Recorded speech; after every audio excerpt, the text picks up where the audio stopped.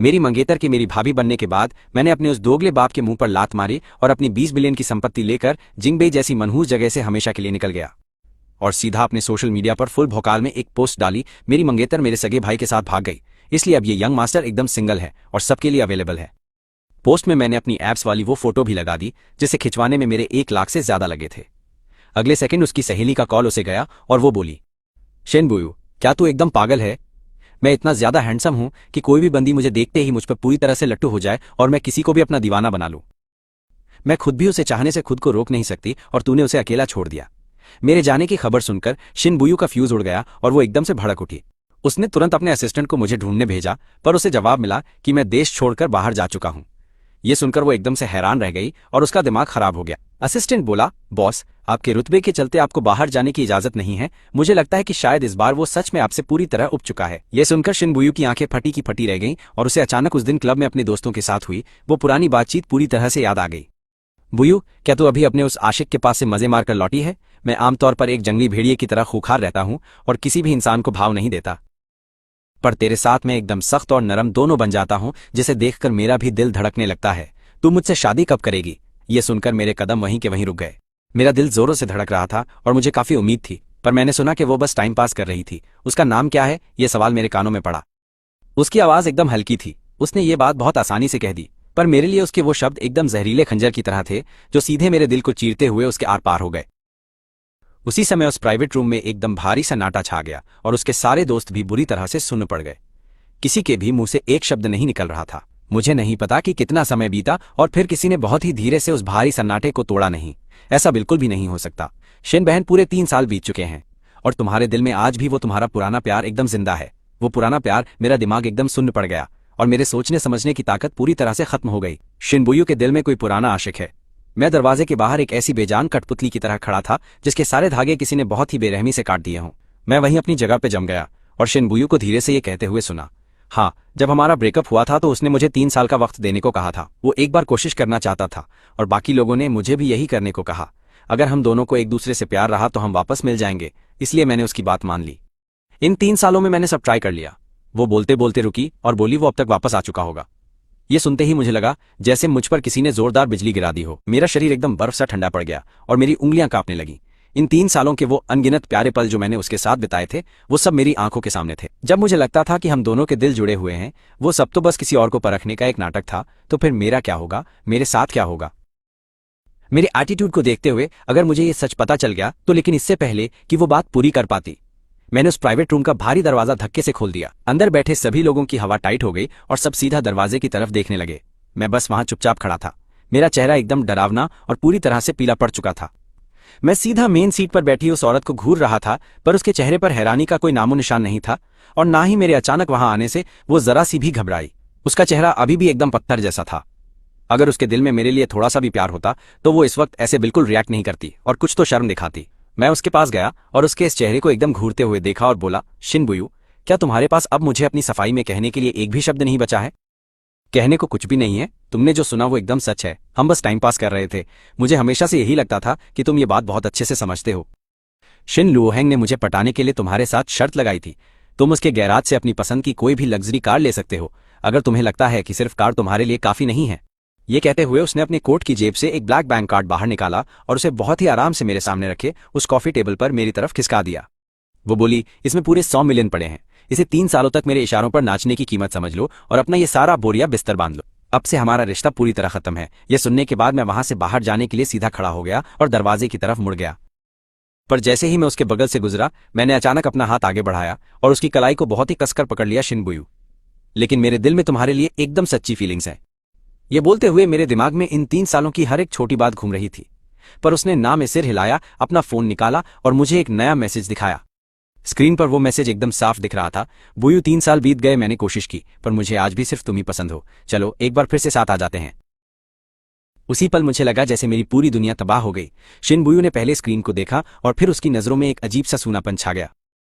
फिर उसने धीरे से मेरी उन उंगलियों को हटा दिया जो उसकी कलाई को बहुत कसकर जकड़े हुए थी। सॉरी, पर मेरे दिल में तुम्हारे लिए कुछ नहीं है। इसके बाद वो बिना कोई मोह दिखाए पलटी और लंबे कदम बढ़ाते हुए वहां से चली गई। उसने कहा कि उसे कोई फीलिंग्स नहीं है और वो सब नाटक था। तो इन 3 सालों तक सिर्फ मैं ही एक जोकर की तरह बर्ताव कर रहा था, जिसने उसके रचे हुए नाटक में अपना सारा सच्चा प्यार पूरी तरह लुटा दिया। मैं अपने खाली हाथ को घूरते हुए वहीं पर खड़ा रहा। अगले ही सेकंड मैंने अचानक कॉफी टेबल पर रखी उस महंगी विदेशी शराब को अपने हाथों में उठाया और उसे पूरी ताकत से जमीन पर पटक दिया। रूम में बैठे सब लोगों की एकदम हवा टाइट हो गई और वो सब मुझे हैरानी से घूरने लगे।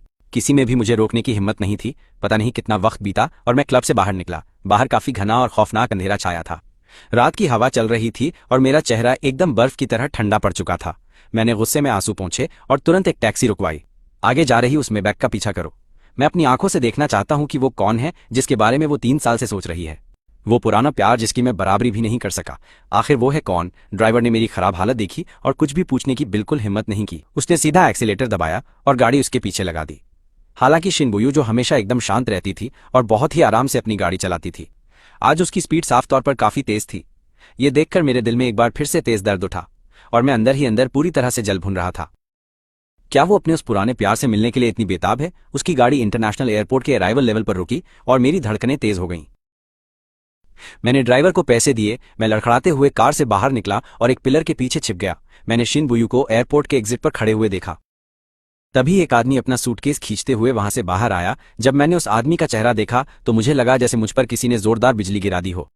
सिर्फ इसलिए नहीं कि शिनबुयू भागकर उसके पास गई और उसने बाहें फैलाकर उसे कसकर पकड़ लिया और अपना सिर झुकाकर बड़े प्यार से उसके बालों को चूमा, बल्कि इसलिए क्योंकि वो पुराना प्यार कोई और नहीं बल्कि फैंग शुन निकला, जो सिर्फ नाम के लिए मेरा भाई लगता था। वो इंसान जिससे मैं सबसे ज्यादा नफरत करता हूं और जिससे मेरा कोई वास्ता नहीं है। उस समय मेरी मां की कार एक्सीडेंट में मौत के 6 महीने बाद ही मेरे बाप ने एक औरत को घर ला दिया।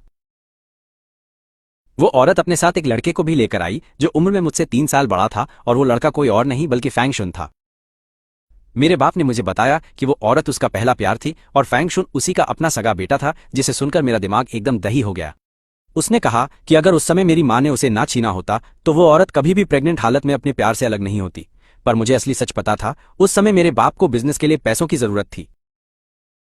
वो एकदम भुखमरा था। उसके पास खाने के पैसे नहीं थे। उसी ने खुद मेरी मां को ढूंढा जो उसके पीछे काफी वक्त से पड़ी थी। उसने वादा किया कि अगर उसकी मां के घरवाले व्यापार में पैसा लगाएंगे तो वो उससे पक्का शादी कर लेगा। मेरी मां ने उसे अंधा पैसा और अपना सारा सच्चा प्यार भी दिया और बाद में एक भयानक कार एक्सीडेंट में उस आदमी को रास्ते से हटाकर उसकी जान बचाने के लिए मां ने खुद अपनी कीमती जान तक कुर्बान कर दी।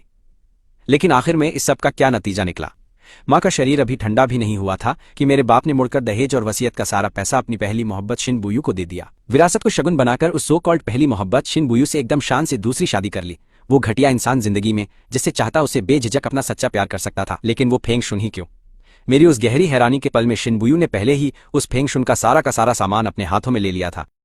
वो दोनों लोग पार्किंग की तरफ जा रहे थे और मैं किसी खूंखार भूतिया साये की तरह एक दूसरी टैक्सी लेकर लगातार उनके ठीक पीछे पीछे उनका पीछा करने लगा। क्योंकि मैं बहुत करीब से पीछा कर रहा था, गाड़ी की खिड़की से मैं आगे वाली कार में बिल्कुल साफ देख सकता था। शिनबुयू ने अपना सिर घुमाया और फेंग से प्यार से कुछ कहा और यहां तक कि उसने बड़े प्यार से हाथ बढ़ाकर फेंग के कान के पास बिखरे बालों को संवारा। ये वो प्यार और दुलार था जो मुझे उसके साथ पूरे 3 साल रहकर भी कभी नसीब नहीं हुआ। ठीक जैसे ही मैं एकदम सीधे आगे देख रहा था, मेरी आंखों में आंसू भर गए और सब धुंधला हो गया। तभी अचानक आगे वाले चौराहे पर एक बहुत ही ज्यादा खतरनाक और भयानक एक्सीडेंट हो गया। ब्रेक की कान फाड़ देने वाली तेज आवाज और गाड़ियों के बुरी तरह टकराने की भयानक आवाजें एक के बाद एक गूंजने लगी। जिस टैक्सी में मैं बैठा था उसने बिना किसी चेतावनी के अचानक आगे वाली गाड़ी को पीछे से जोरदार टक्कर मार दी और फिर पीछे से एक और गाड़ी ने हमें बहुत बुरी तरह ठोक दिया। उस भयानक टक्कर का जोरदार झटका लगा। मुझे लगा जैसे मेरा सिर सामने वाली सीट के पिछले हिस्से पर जोर से टकराया है। एक चुभता हुआ दर्द उठा और तुरंत खून बहने लगा, जिससे मेरी आंखों के आगे सब कुछ एकदम धुंधला हो गया। उस भारी भसड़ और चीख पुकार के बीच मैंने कार की टूटी हुई कांच की खिड़की से देखा कि आगे वही जानी पहचानी मेबैक कार खड़ी थी। उसका दरवाजा खुला और शिनबुयू सबसे पहले बाहर निकली। वो तेजी से चलकर कार की पैसेंजर साइड की तरफ गई और बहुत ही सावधानी से फैंग शुन को कार से बाहर निकलने में मदद की ताकि उसे कोई भी तकलीफ महसूस ना हो। उसने उसे सहारा दिया और उसकी चोटें चेक करने लगी। उसकी भौहें एकदम कसकर सिकुड़ी हुई थीं और उसका चेहरा फेंग के लिए सच में बहुत ज्यादा चिंता से पूरी तरह भरा हुआ था। आखिरकार उसने फेंग को मुड़ने में मदद की और उस एक्सीडेंट वाली भयानक जगह से तुरंत निकलने की तैयारी करने लगी। लेकिन जैसे ही वो पलटी उसकी नजरें अचानक सीधा मेरी नजरों से टकरा गईं। मैं उस चकनाचूर हो चुकी टैक्सी की पिछली सीट पर बुरी तरह फंसा हुआ था। मैंने उसकी आंखों में एक गहरी हैरानी देखी, लेकिन वो हैरानी अगले ही पल एकदम गायब भी हो गई। फैंग ने शायद उसके रुकने पर गौर किया था। बुयू, क्या हुआ? क्या तुमने किसी पहचान वाले को देखा है? वो बोली, मैं एकदम ठीक हूं, कोई बात नहीं। उसने कहा, अगर तुम सच में किसी को जानती हो तो तुम्हें जाकर देखना चाहिए। मैंने सुना है कि एक टैक्सी की बहुत बुरी तरह टक्कर हो गई है। कुछ सेकंड की एकदम गहरी खामोशी के बाद बुयू ने अपनी नजरें फेर लीं और बिना पलक झपकाए बोली, मैं किसी को नहीं जानती। वो बस अजनबी हैं। बस इतना कहकर उसने फैंग को सहारा दिया और उस एक्सीडेंट की भारी भसड़ वाली जगह से बिना पीछे मुड़े आगे बढ़ गई। जब मुझे दोबारा होश आया तो मैं सीधा अस्पताल के बेड पर था। एक नर्स मेरे हाथ पर लगी ड्रिप को ठीक कर रही थी। मुझे होश में आते देखकर उसने मुझे तुरंत याद दिलाया और बहुत ही नरमी से मुझसे कहा, मिस्टर फेंग, आप आखिरकार उठ ही गए। आपको सच में बहुत ज्यादा गहरी चोटें आई हैं। आपको निगरानी के लिए अस्पताल में ही भर्ती रहना होगा और हमें तुरंत आपके घर वालों से भी संपर्क करना पड़ेगा। कृपया अपने सारे मेडिकल बिल जमा कर दीजिए। लेकिन मेरी आंखें एकदम सूनी और खाली थी। मैंने कोई भी रिएक्शन नहीं दिया और एकदम शांत रहा। तो उस नर्स ने अपनी बात फिर से दोहराई। मिस्टर फेंग, तभी अचानक एक जानी पहचानी सी आवाज मेरे कानों में गूंजी। मेडिकल की सारी फीस मैंने पहले ही जमा कर दी है। मैंने एकदम झटके से अपना सिर पीछे घुमाया और हैरानी से देखा कि शिन बुयू उस वार्ड के दरवाजे पर खड़ी थी। ये सब देखकर वो नर्स बिना कुछ बोले समझदारी दिखाते हुए चुपचाप वहां से खिसक गई और फिर शिन बुयू चलकर मेरे पास अंदर आ गई। उसकी नजरें मेरी पट्टियों और घावों पर पड़ी। फिर उसने अपना हाथ आगे बढ़ाया जैसे वो मेरे माथे को छूना चाहती हो, लेकिन मैंने खुद को बचाने के लिए अपना सिर दूसरी तरफ घुमा लिया। प्रेसिडेंट शिन, आपके पास काम की भसड़ मची होगी। आप मुझ जैसे किसी फालतू इंसान की देखभाल करने क्यों आ गई? ये सुनते ही शिन बुयू के हाथ एकदम हवा में रुक गए। अगर मैं यहां नहीं आती तो क्या तुम्हारे पास कोई और है जो यहां आ सके? इस बात ने सीधा मेरे दिल पर गहरा वार किया। साला मेरे पास और है ही कौन? मेरी माँ बहुत जल्दी गुजर गई। मेरा बाप भेदभाव करता है और सौतेली माँ एकदम दोगली है। वो घर, अब मेरा घर बिल्कुल नहीं रहा। इन पिछले पूरे 3 सालों में सिर्फ वही मेरे साथ थी। शिन बुयू बार बार तब सामने आई जब मुझे उसकी सबसे ज्यादा जरूरत थी, जिससे मुझे उस पर निर्भर रहने की आदत पड़ गई और मुझे ये गलत फहमी हो गई कि मुझे कोई मिल गया, एक सुरक्षित किनारा मिल गया है। लेकिन अब जिसने मुझे अपने हाथों से वापस उस अंधेरे गड्ढे में धकेल दिया वो भी यही है। भले ही अब मुझसे मिलने कोई भी ना आए। मुझे तुम्हारी इस झूठी परवाह की कोई जरूरत नहीं है। तुमने खुद ही ये बात कही थी ना कि अब हमारे बीच सब कुछ पूरी तरह से खत्म हो चुका है। प्रेसिडेंट शिन, मैं इतना भी कोई फट्टू या लाचार इंसान नहीं हूं। अगर आप मेरे मुंह पर कहती हैं कि आप मुझे बिल्कुल भी पसंद नहीं करती हैं, तो मैं भी ऐसा बेशर्मों की तरह आपसे चिपकने वाला नहीं हूं। मैंने एक गहरी सांस ली और अपनी बची खुची इज्जत बचाने की पूरी कोशिश की। क्या आपको सच में ऐसा लगता है कि जब मैंने प्यार कहा था कि मेरे दिल में आपके लिए फीलिंग्स हैं, तो वो सच था? मैं बस मजे मजे में बोल रहा था। हम तो बस टाइम पास कर रहे थे। और शिन बुयू, तुम सच में बहुत फेक हो। शिन बुयू मुझे देखने लगी। वो कड़क गुस्सा दिखाने का नाटक कर रही थी, लेकिन उसकी आंखें एकदम लाल थीं। उसकी भौहें थोड़ी सी सिकुड़ गईं और वो मुझसे कुछ कहने ही वाली थी। लेकिन तभी अचानक एक नर्स ने जल्दी से दरवाजे को धक्का देकर खोला और घबराते हुए तेज आवाज में कहा, मिस शिन, आप जल्दी आइए। मिस्टर फेंग शुन को आपकी जरूरत है। उनका वहां पर चेकअप पूरा हो चुका है और वो काफी देर से आपको ही ढूंढ रहे हैं। ये बात सुनते ही मैं एकदम ऐसा भड़क गया जैसे किसी ने मेरी पूंछ पर पैर रख दिया हो। बस बहुत हुआ। जाओ जाकर अपने उस प्यारे चांद के टुकड़े से मिलो। मुझे तुम्हारी यहाँ कोई भी जरूरत नहीं है। शिन बुयू ने कुछ सेकंड तक मुझे एकदम खामोशी से देखा और आखिरकार उसने अपना मुंह खोला। मैं यहाँ सिर्फ तुम्हारे साथ रहने आई थी, किसी और वजह से बिल्कुल नहीं। तुम शेन लुहेंग के दोस्त हो, इसलिए उसने ही मुझसे तुम्हारी अच्छी देखभाल करने के लिए कहा था। उस पल मैं खुद की हंसी बिल्कुल भी नहीं रोक पाया और जोर से हंस पड़ा। लेकिन भले ही उस हंसी से मेरे घावों में एक भयानक दर्द उठ रहा था, लेकिन वो दर्द मेरे दिल में उठ रहे भयंकर दर्द के एक छोटे से हिस्से के बराबर भी नहीं था। शिन बुयू, तुम बिल्कुल भी टेंशन मत लो। मैं इतना भी कोई बड़ा बेवकूफ नहीं हूं। उस पल शिन बुयू का पत्थर दिल भी हल्का सा कांप गया, क्योंकि ये पहली बार था जब उसने मुझे इस तरह से एकदम फूट फूट कर रोते हुए देखा था। उसके होंठ हल्के से खुले जैसे वो मुझसे कुछ बहुत जरूरी कहना चाहती हो, लेकिन आखिर में उसने एक शब्द भी नहीं कहा। वो मुड़ी और चुपचाप उस नर्स के पीछे पीछे वार्ड से बाहर चली गई। उसे इस तरह से बिना रुके बाहर जाते हुए देखकर मैं आखिर में अपनी सारी हिम्मत हार गया और टूटकर उस अस्पताल के ठंडे बेड पर बुरी तरह गिर पड़ा। मुझे लगा था कि मैं बहुत देर तक ऐसे ही रोता रहूंगा, लेकिन अजीब बात थी कि मेरे आंसू बहुत ही जल्दी सूख गए। आने वाले कुछ दिनों में मैंने खुद ही अपनी देखभाल अकेले उस अस्पताल में की। अपनी पट्टियां बदलते समय दर्द के मारे मेरे ठंडे पसीने छूट जाते थे। मेरी हालत एकदम खराब थी और खाना खाते समय मुझे खाने में कोई भी स्वाद बिल्कुल नहीं आता था। कभी कभी मैं उन नर्सों को दालान में धीरे धीरे फुसफुसाते हुए सुनता था कि बगल वाले वीआईपी वार्ड में वो मिस्टर फेंग शुन सच में कितने ज्यादा लकी हैं और मिस शिन उनका कितना ज्यादा ध्यान रख रही हैं। वो शेन उसे अपने ही हाथों से खाना खिलाती हैं, पानी पिलाती हैं और रात भर जाकर उसकी देखभाल करती हैं। एक बार मैं यूं ही गलती से उसी वार्ड के पास से गुजर रहा था। आधे खुले दरवाजे से मैंने देखा कि शिन बुयू बेड के पास बैठी एक सेब छील रही है। वो भयानक नजारा मेरी आंखों में बहुत ही गहराई तक छप गया और मुझे अंदर से तोड़ गया। दर्द के मारे मेरी आंखों के सामने एकदम घना अंधेरा छा गया, लेकिन मैं बिल्कुल नहीं रोया। फेंग जियो, मेरी सबसे बड़ी ताकत बस यही है कि मैं प्यार कर सकता हूं और उसे भुला भी सकता हूं। अस्पताल से छुट्टी मिलने के बाद मैंने सबसे पहला काम अपना वीजा अप्लाई करने का ही किया। मैं अब इस शहर में एक पल के लिए भी और रुकना नहीं चाहता था। अपना वीजा मिलने के तुरंत बाद मैं सीधे अपने घर चला गया। जैसे ही मैंने अंदर कदम रखा, मेरी मुलाकात मेरी उस चुड़ैल सौतेली माँ से हुई, जो हमेशा की तरह एकदम कड़क और भारी मेकअप पोत कर तैयार बैठी थी। मुझे देखते ही उसने अपनी पुरानी फालतू बकवास शुरू कर दी। फांगशियो, क्या तुझे अभी भी वापस घर लौट कर आना याद है? मैंने उसकी शक्ल भी नहीं देखी और सीधा दरवाजे पर रखा हुआ वो भारी और आधा इंसान जितना लंबा महंगा फूलदान उठाया और उसे पूरे गुस्से में जोर से जमीन पर पटक कर चकनाचूर कर दिया। एक भयंकर आवाज के साथ उसके टुकड़े हर जगह उड़ गए। लिन वान डरकर बुरी तरह चीख पड़ी और पीछे हट गई। तू खुद को समझती क्या है, घर तोड़ने वाली एक दो कौड़ी की औरत मुझे ज्ञान दे रही है। कान खोलकर मेरी ये बात सुन। जब तक मैं फांग शियो इस घर में जिंदा खड़ा हूं तब तक तू कभी भी किसी के सामने अपना सिर ऊंचा करके खड़ी नहीं हो पाएगी, समझी? मेरी जुबान बहुत कड़वी थी, जिसने लिन का चेहरा गुस्से से एकदम पीला कर दिया था। वो डर से पूरी तरह कांप रही थी। फांग शियो, तू ये किस तरह का फालतू तमाशा कर रहा है? अभी बाहर का यह भयंकर शोर सुनकर मेरे पिता फांग फू अपने स्टडी रूम से तुरंत बाहर भागे। उन्होंने जल्दी से उस कांपती हुई चुड़ैल को संभाला और मुझे अपनी एकदम खूंखार नजरों से घूरा था। तू वापस आते ही घर में रायता फैलाना शुरू कर देता है। क्या तू थोड़ा समझदार नहीं बन सकता? मैंने अपने बाप को उस घटिया औरत का बचाव करते हुए देखा और बस मजाक उड़ाते हुए हंसा। क्या मैं रायता फैला रहा हूं? ठीक है, अगर तुम मुझे मेरी हिस्सेदारी का सारा पैसा जल्दी दे दो तो मैं विदेश चला जाऊंगा और फिर कभी तुम्हारी जिंदगी में दिमाग का दही करने वापस नहीं आऊंगा। ये सुनकर फू एकदम शॉक में आ गया। फिर उसके चेहरे पर फिक्र का एक झूठा नाटक आ गया। क्या बकवास है? विदेश जाएगा? तू वहां इतनी दूर बाहर आखिर भला क्या उखाड़ने के लिए जाएगा? चुपचाप यहीं रुक। ये हमेशा से तेरा घर है और हम सब एक परिवार हैं। मुझे लगा जैसे मैंने दुनिया का सबसे बड़ा और घटिया मजाक सुन लिया हो। ए सौतेली माँ, अपना ये फालतू का नाटक बंद कर फांग फू। तू ये चुड़ैल और वो तेरा लाडला फांग शियो, बस तुम तीनों ही एक खुशहाल परिवार हो। मेरा इस घटिया तमाशे से कोई लेना देना नहीं है, समझे? मेरी असली माँ अब मर चुकी है, इसलिए अब मेरा कोई घर नहीं बचा है।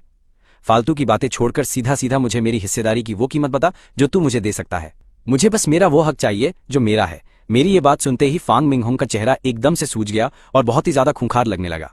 एक बहुत लंबे और भारी सन्नाटे के बाद उसने आखिर में एक झूठी हमदर्दी दिखाते हुए बोला, बेटा मुझे पता है कि तेरे दिल में इस परिवार के लिए गहरी नफरत है। ये ले, मैं तुझे अभी पहली किस्त में 50 लाख रुपए देता हूँ। बाहर जा और अपना दिमाग शांत कर। 50 लाख सुनकर मेरी सटक गई। फांग मिंगहोंग, तू आज जिस भी मुकाम पर मजे से बैठा है वो सिर्फ और सिर्फ मेरे नाना जी के उस बेशुमार पैसे की वजह से है जिसे तूने हड़प लिया। तू मेरी माँ के लाए हुए दहेज पर पलता रहा और यहाँ तक कि तेरी खुद की घटिया जान भी मेरी माँ ने अपनी जान कुर्बान करके बचाई थी। और अब तू मेरी माँ के पैसों से इस 2 कौड़ी की औरत और इसके नाजायज बच्चे को पाल रहा है। तू मेरी माँ के खरीदे हुए घर में मजे से रहता है और उनके सगे बेटे को सिर्फ 50 लाख देकर भगाना चाहता है। तेरी शर्म कहाँ मर गई? ये कड़वा सच सुनकर मिंगहोंग की बुरी तरह जल गई और उसका चेहरा बेइज्जती और गुस्से से एकदम पूरा लाल हो गया था। आखिर तुझे असल में कितना पैसा चाहिए? मैं सीधा मुद्दे पर आता हूँ। मैं पूरी तैयारी से आया था। मैंने अपनी जेब से एक कागज निकाला और एकदम शांत होकर बोला। मैंने बिना किसी डर के शेयरों के नाम और एक लंबी रकम की लिस्ट पढ़कर सुना दी। तू एकदम पागल हो गया है। ये नामुमकिन है।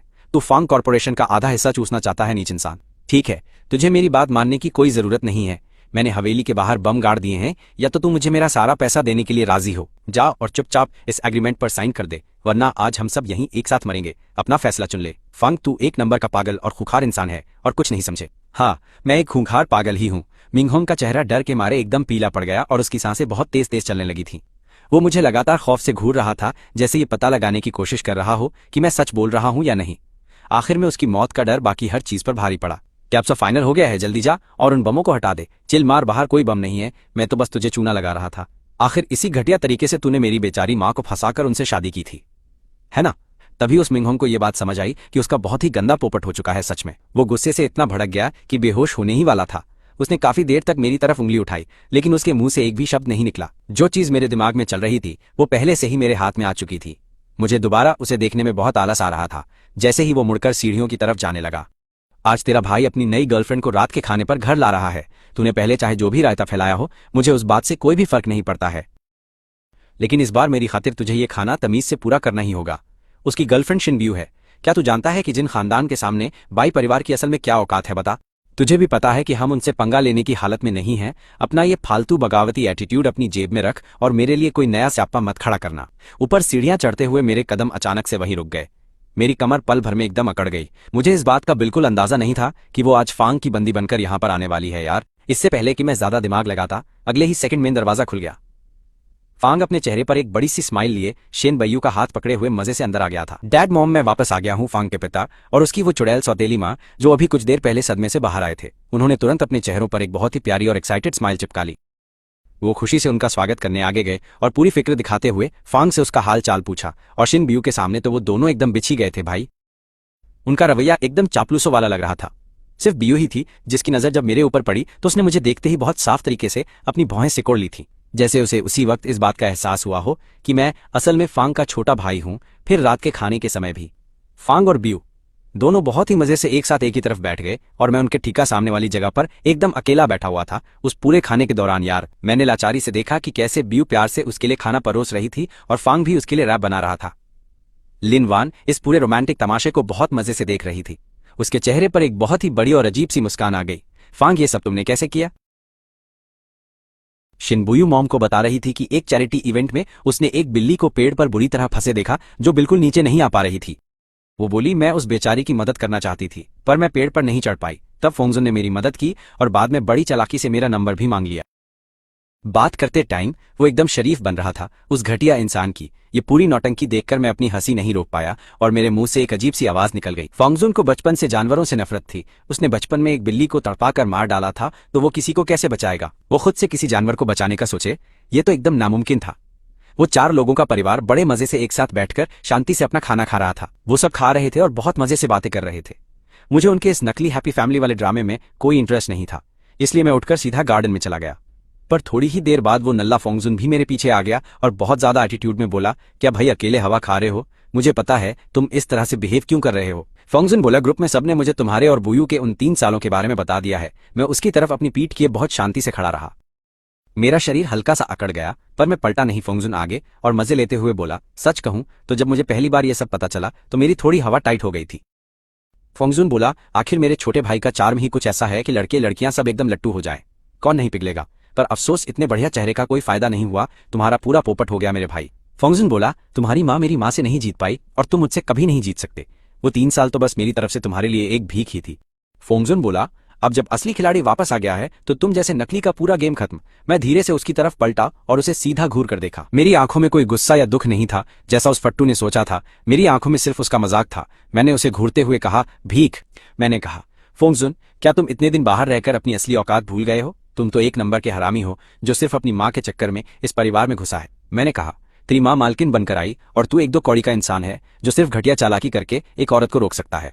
मैंने कहा, तेरी हिम्मत कैसे हुई मेरे सामने भीख की बात करने की? तेरी माँ ने वो कचरा उठाया जो मेरी माँ को बिल्कुल नहीं चाहिए था, एकदम घटिया। मैंने कहा, और तूने उस औरत को खुशी से उठाया जिसे मैंने खुद लात मार दी।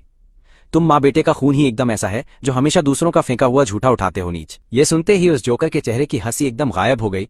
उसका चेहरा पहले सफेद और फिर गुस्से से पूरा हरा हो गया। फोंगजुन चिल्लाया, फैंग शियू, तुम्हें क्या लगता है कि तुम ये गेम जीत गए? मैंने फोंगजुन से कहा, बात बस इतनी सी है कि मैंने एक औरत के साथ मस्त टाइम पास किया और जब बोर हो गया तो छोड़ दिया और तूने उसे खजाने की तरह अपने पास रख लिया। मैंने कहा, तू उसे हर जगह लोगों को ऐसे दिखाता है जैसे वो कोई बहुत बड़ी ट्रॉफी हो। ये बोलकर मैं वहां से जाने के लिए मुड़ा पर तभी मेरे पीछे से फोंगजुन की बहुत जोर से चिल्लाने की आवाज आई। उसने अपना माथा गार्डन में रखे एक पत्थर के बेंच के किनारे पर बहुत जोर से दे मारा था और वहां से लाल खून बहने लगा और उसी टाइम घर के अंदर से भी एक बड़ा बवाल हो गया। शिनबुयू पिता फैंग मिंगहोंग और मेरी सौतेली मां लिन वान भागते हुए लिविंग रूम से बाहर आ गए। फोंगजुन जमीन पर गिरा पड़ा था और उसने अपने खून से सने माथे को हाथों से कसकर पकड़ रखा था। फोंगजुन नौटंकी करते हुए बोला, मॉम डैड नहीं, प्लीज फैंग शियू को मत डांटना। लिन वान तुरंत भागकर वहां गई और अपने उस लाडले बेटे फोंगजुन को अपनी बाहों में पकड़कर जोर से रोने लगी। लिन वान बोली, तुम इतने बेवकूफ कैसे हो सकते हो? उसने तुम्हारे साथ बुरा किया और तुम अभी भी उसी फट्टू का बचाव कर रहे हो। ये सुनकर मिंगहोंग का चेहरा गुस्से से लाल हो गया। मिंगहोंग ने गुस्से में आग बबूला होकर मेरी तरफ उंगली उठाई और चिल्लाया, फैंग शियू, तूने फिर से अपने भाई के साथ क्या कांड कर दिया? मैं वहां चुपचाप खड़ा रहा। मैं बहुत शांति से इस पूरे रचे हुए ड्रामे और फंसाने की चाल को देख रहा था। मेरी नजर पहले मेरे गुस्से में पागल पिता पर गई और फिर मेरी उस एकदम दोगली सौतेली माँ के चेहरे पर पड़ी और आखिर में मेरी नजर शिनबुयू पर गई। मैंने देखा कि वो फोंगजुन के बगल में बैठी थी और बहुत प्यार से उसका घाव चेक कर रही थी। फिर उसने अपना सिर उठाया और मुझे गुस्से से घूरा। उसकी आंखों में नफरत थी। मैंने मन में कहा, कतई जहर, ये औरत भी एकदम पनौती है। और मैं सही था, इसके दिल में सिर्फ फोंगजुन बसा है तो वो कभी मेरी बात पर भरोसा क्यों ही करेगी? एकदम डम्ब है। मैंने 1 सेकंड के लिए सोचा और फिर धीरे धीरे कदम बढ़ाते हुए उनकी तरफ चला। सब मुझे हैरानी से देख रहे थे। तभी मैंने पास ही रखा एक बहुत भारी चीनी मिट्टी का गमला अपने हाथ में उठा लिया और बिना कुछ सोचे समझे सीधा फोंगजुन के उसी माथे पर जहां पहले से घाव था उस भारी गमले को पूरी ताकत से दे मारा। एक बहुत ही जोरदार आवाज आई और उसका सिस्टम हैंग हो गया। फोंगजुन पहले से भी ज्यादा दर्द से बुरी तरह चिल्लाने लगा। मैंने अपनी पकड़ ढीली की और टूटे हुए गमले के टुकड़ों को फेंक दिया और कड़क आवाज में बोला, सब कान खोल कर सुन लो। मैंने कहा, पहले मैंने इसे नहीं मारा था पर अब मैंने ही इसका माथा फोड़ा है। ये देखकर वहां मौजूद हर इंसान और शिनबुयू भी सन रह गए। मैंने अपने हाथ में बचे हुए गमले के टुकड़ों को वहीं जमीन पर फेंक दिया और वहां से जाने के लिए मुड़ा। मैं बस वहां से कट लेने ही वाला था पर तभी किसी ने मेरी कलाई को बहुत जोर से पकड़ लिया। बुयू ने मुझे कसकर पकड़ रखा था। गुस्से के मारे उसका चेहरा एकदम काला पड़ गया था और वो मुझे भयानक तरीके से घूर रही थी। बुयू भड़ककर बोली, चेयरमैन फैंग, आपके बेटे ने जो कांड किया है, अगर उसे इसके लिए सही से सजा नहीं मिली तो मैं भी इस बात को ऐसे आसानी से नहीं जाने दूंगी। मेरे डैड मिंगहोंग को एक तरफ फोंगजुन के लिए बुरा लग रहा था और दूसरी तरफ बुयू की पावर का खौफ भी था, इसलिए वो तुरंत उसके सामने झुकते हुए डर कर बोले। डैड बोले, प्रेसिडेंट शिन, आप बिल्कुल भी टेंशन मत लीजिए, मैं इस नालायक और बदतमीज बेटे को आज बहुत अच्छे से सबक सिखाऊंगा। ये बोलकर उन्होंने तुरंत अपने सारे बॉडीगार्ड्स को अंदर बुला लिया और एक नया तमाशा शुरू कर दिया। डैड चिल्लाए, इस नालायक को तुरंत पकड़ लो और इसे घसीटते हुए पुश्तैनी कमरे में ले जाकर घुटनों के बल बैठा दो। मैंने गुस्से में कहा, तुम्हारी हिम्मत कैसे हुई?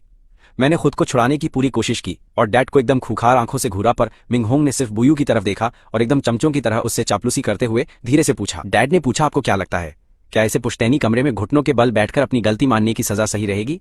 बुयू ने फोंगजुन को संभलकर वहां से उठने में मदद की। फोंगजुन के माथे से अभी भी बहुत तेजी से खून बह रहा था। उसने मुझे अपनी ठंडी और एकदम जालिम नजरों से देखा और मुंह से जहर उगलते हुए बोला, यह सजा तो बहुत ही छोटी है। वो नल्ला बोला, मैंने अभी स्टडी रूम में एक घोड़े का चाबुक टंगा हुआ देखा था, वो वहां सिर्फ सजावट के लिए तो नहीं है ना? ये बोलकर वो बुयू के साथ बिना पीछे मुड़े वहां से एकदम चुपचाप चला गया। मैं तो एकदम सन्न रह गया, मुझे अपने कानों पर बिल्कुल यकीन नहीं हो रहा था। मैं उसे जाते हुए घूरता रहा।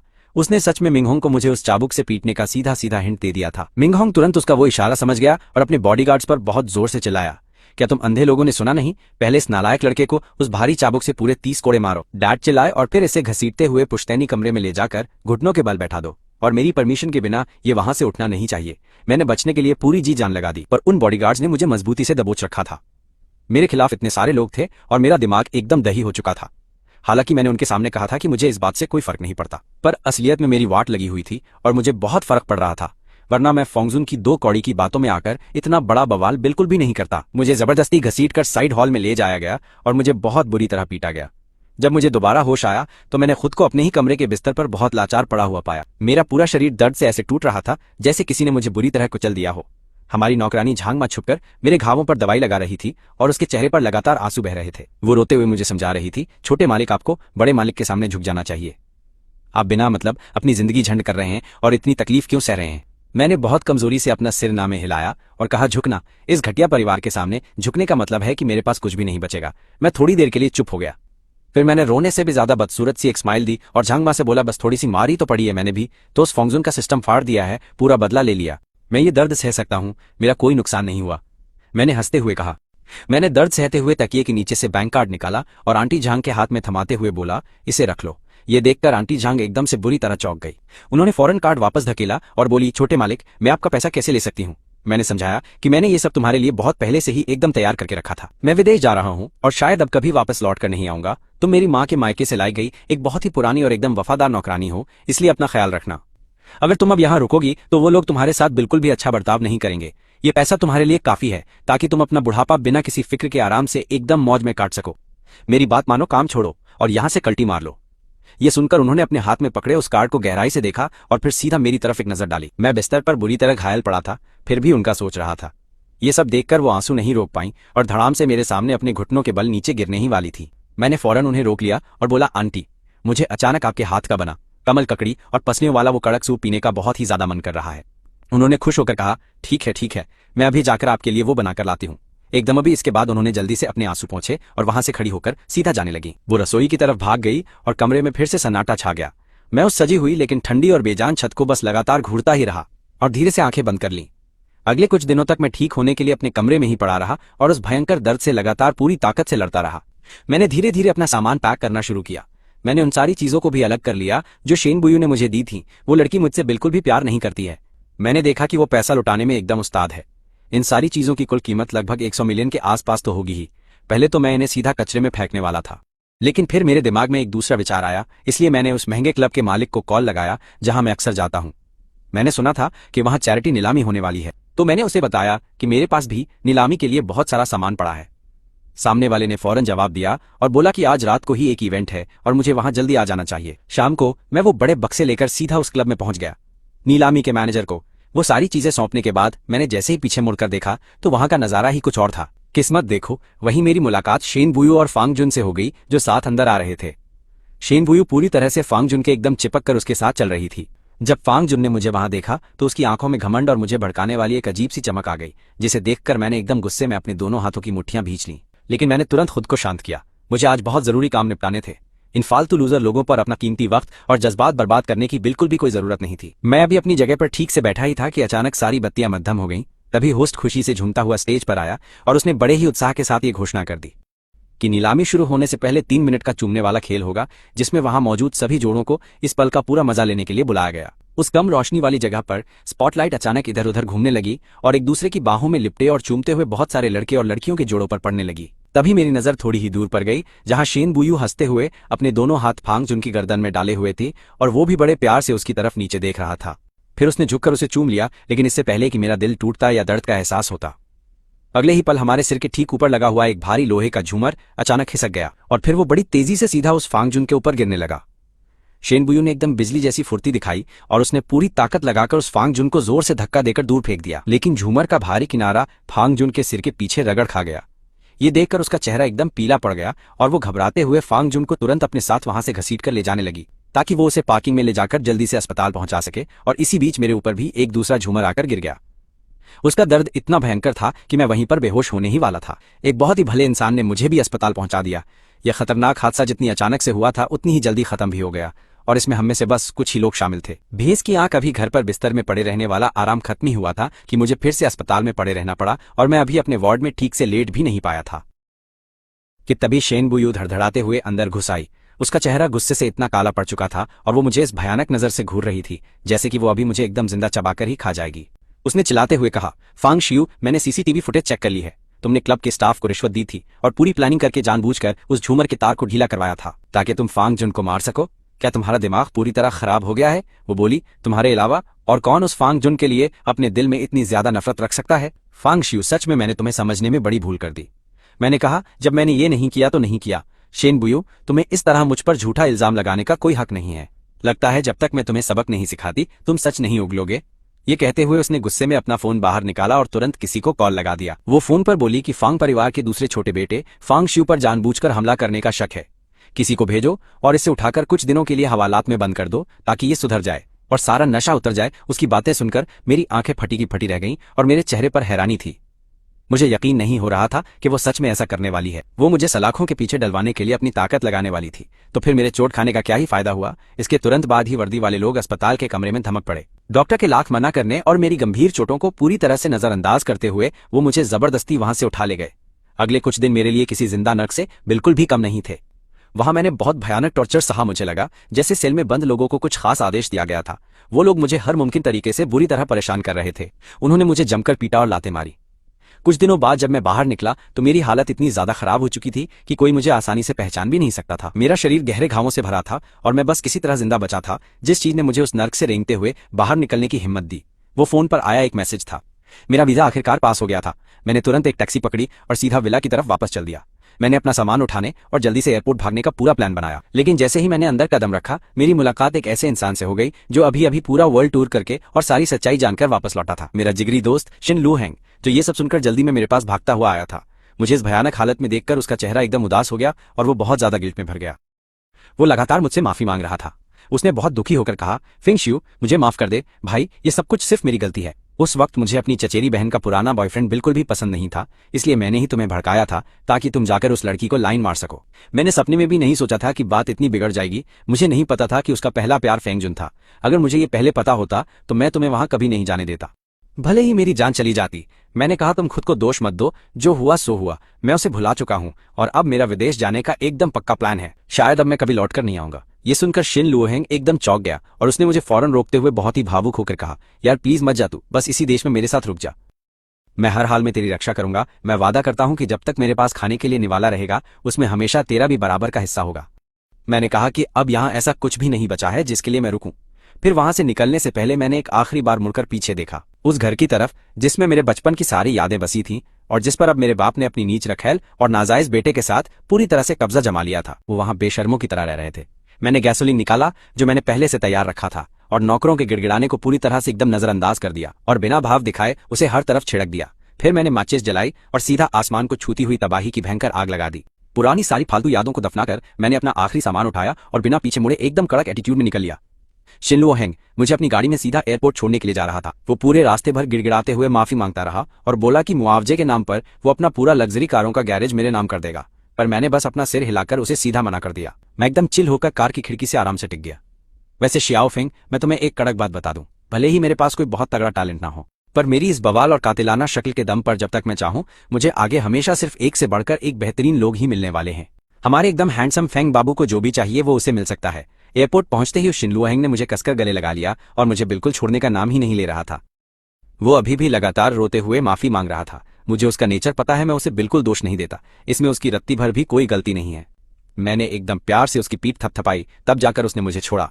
फिर उसने एक हल्की सी स्माइल के साथ हाथ हिलाया और पलटकर सीधा चेकिंग पॉइंट की तरफ एकदम फुल चौड़ में चल दिया। शिनलुओहेंग बेबस होकर मेरी परछाई को कॉरिडोर में गायब होते देखता रह गया।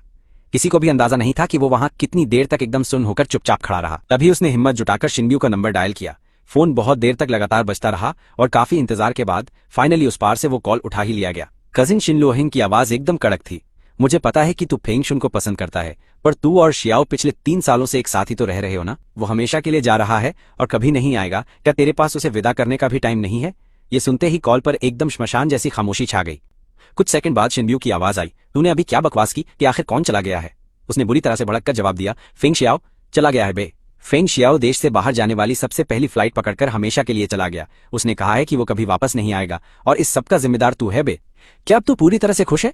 मेरे प्यारे कजिन शिनलुओहेंग लगभग चिल्लाते हुए बोला और फिर उसने बहुत जोर से फोन को पटककर सीधा काट दिया। रिसीवर से फोन कटने की तेज आवाज आ रही थी, पर शिनब्यू अभी भी फोन अपने कान से लगाए हुए अपनी ही जगह पर एकदम सुन्न सा खड़ा हुआ था। फेंग शियाओ हमेशा के लिए चला गया, वो विदेश चला गया है और अब कभी वापस नहीं आएगा। ये सारे शब्द मिलकर उसके दिमाग में किसी हथौड़े की तरह भयंकर वार कर रहे थे। उसने गुस्से में अपना माथा सिकोड़ा और अपना फोन वापस टेबल पर जोर से पटक दिया। फिर उसने अपने सामने रखे हुए उस मर्जर के सबसे जरूरी कागजातों पर दोबारा से फोकस करने की भारी कोशिश की, पर वो सारे घने शब्द और नंबर्स अब उसकी फटी आंखों के सामने किसी पागल चींटियों के झुंड की तरह रेंग रहे थे। उस बंदे के लिए कुछ भी दिमाग में घुसाना एकदम नामुमकिन था। उसका सुन्न पड़ा दिमाग आउट ऑफ कंट्रोल होकर बार बार उसी एक सीन को दोहरा रहा था। वो नजर जो मैंने उसे उस डिटेंशन सेंटर में घसीटे जाने से ठीक पहले दी थी। उसने एकदम चिढ़कर अपनी टाई को ढीला किया, फिर अपनी जगह से खड़ा होकर उस बड़ी सी कांच वाली खिड़की के पास चला गया। किसी को नहीं पता कि वो बाहर कितनी देर तक घूरता रहा। अचानक उसने अपनी गाड़ी की चाबी उठाई और लंबे डग भरते हुए ऑफिस से बाहर निकल गया। फिर वो लिफ्ट तेजी से नीचे की तरफ जाने लगी। उसने तुरंत एयरपोर्ट डायरेक्टर का प्राइवेट नंबर डायल किया और बोला, जल्दी चेक कर कि फेंग शियाओ आखिर कौन सी बाहर जाने वाली फ्लाइट में बैठा है। बिना वक्त बर्बाद किए वो एकदम गोली की खतरनाक रफ्तार से सीधा एयरपोर्ट की तरफ भगा। वहां का मैनेजर पहले से ही डर के मारे कांपता हुआ सम्मान के साथ उसके इंतजार में बाहर ही खड़ा हुआ था। उसने तुरंत अभी निकाली गई वो जानकारी उसके हाथ में थमाई और बोला कि director Shane mister Feng Paris जाने वाली उस XX 108 फ्लाइट में है। वो प्लेन पूरे 20 मिनट पहले ही यहां से उड़ चुका है। ये सुनते ही शेन बयू के कदम एकदम से रुक गए। उसने सिर उठाकर उस बहुत बड़ी सी फ्लाइट की जानकारी वाली स्क्रीन की तरफ देखा। उस FX 108 फ्लाइट के स्टेटस बोर्ड पर साफ तौर पर हरे रंग के वो 3 एकदम कड़क और ठंडे अक्षर चमक रहे थे, जा चुका है। वो उस शोर शराबे और भसड़ वाले हॉल में एकदम मूर्ति की तरह सुन खड़ा रहा। उसके कानों में अलग अलग भाषाओं में हो रही अनाउंसमेंट्स लगातार गूंज रही थीं। सूटकेस के छोटे पहियों के घिसटने की वो तेज आवाज और यात्रियों की फालतू की बकबक और उनकी हंसी गूंज रही थी कि तभी अचानक से उसकी जेब में रखा हुआ फोन एक बार फिर से वाइब्रेट हुआ और स्क्रीन पर फेंगशुन का नाम चमकने लगा। उसने खुद को कंट्रोल करते हुए एक गहरी सांस अंदर खींच ली। उसने कॉल तो उठा लिया लेकिन मुंह से कुछ नहीं बोला। मेरा सिर अभी भी थोड़ा भारी लग रहा है।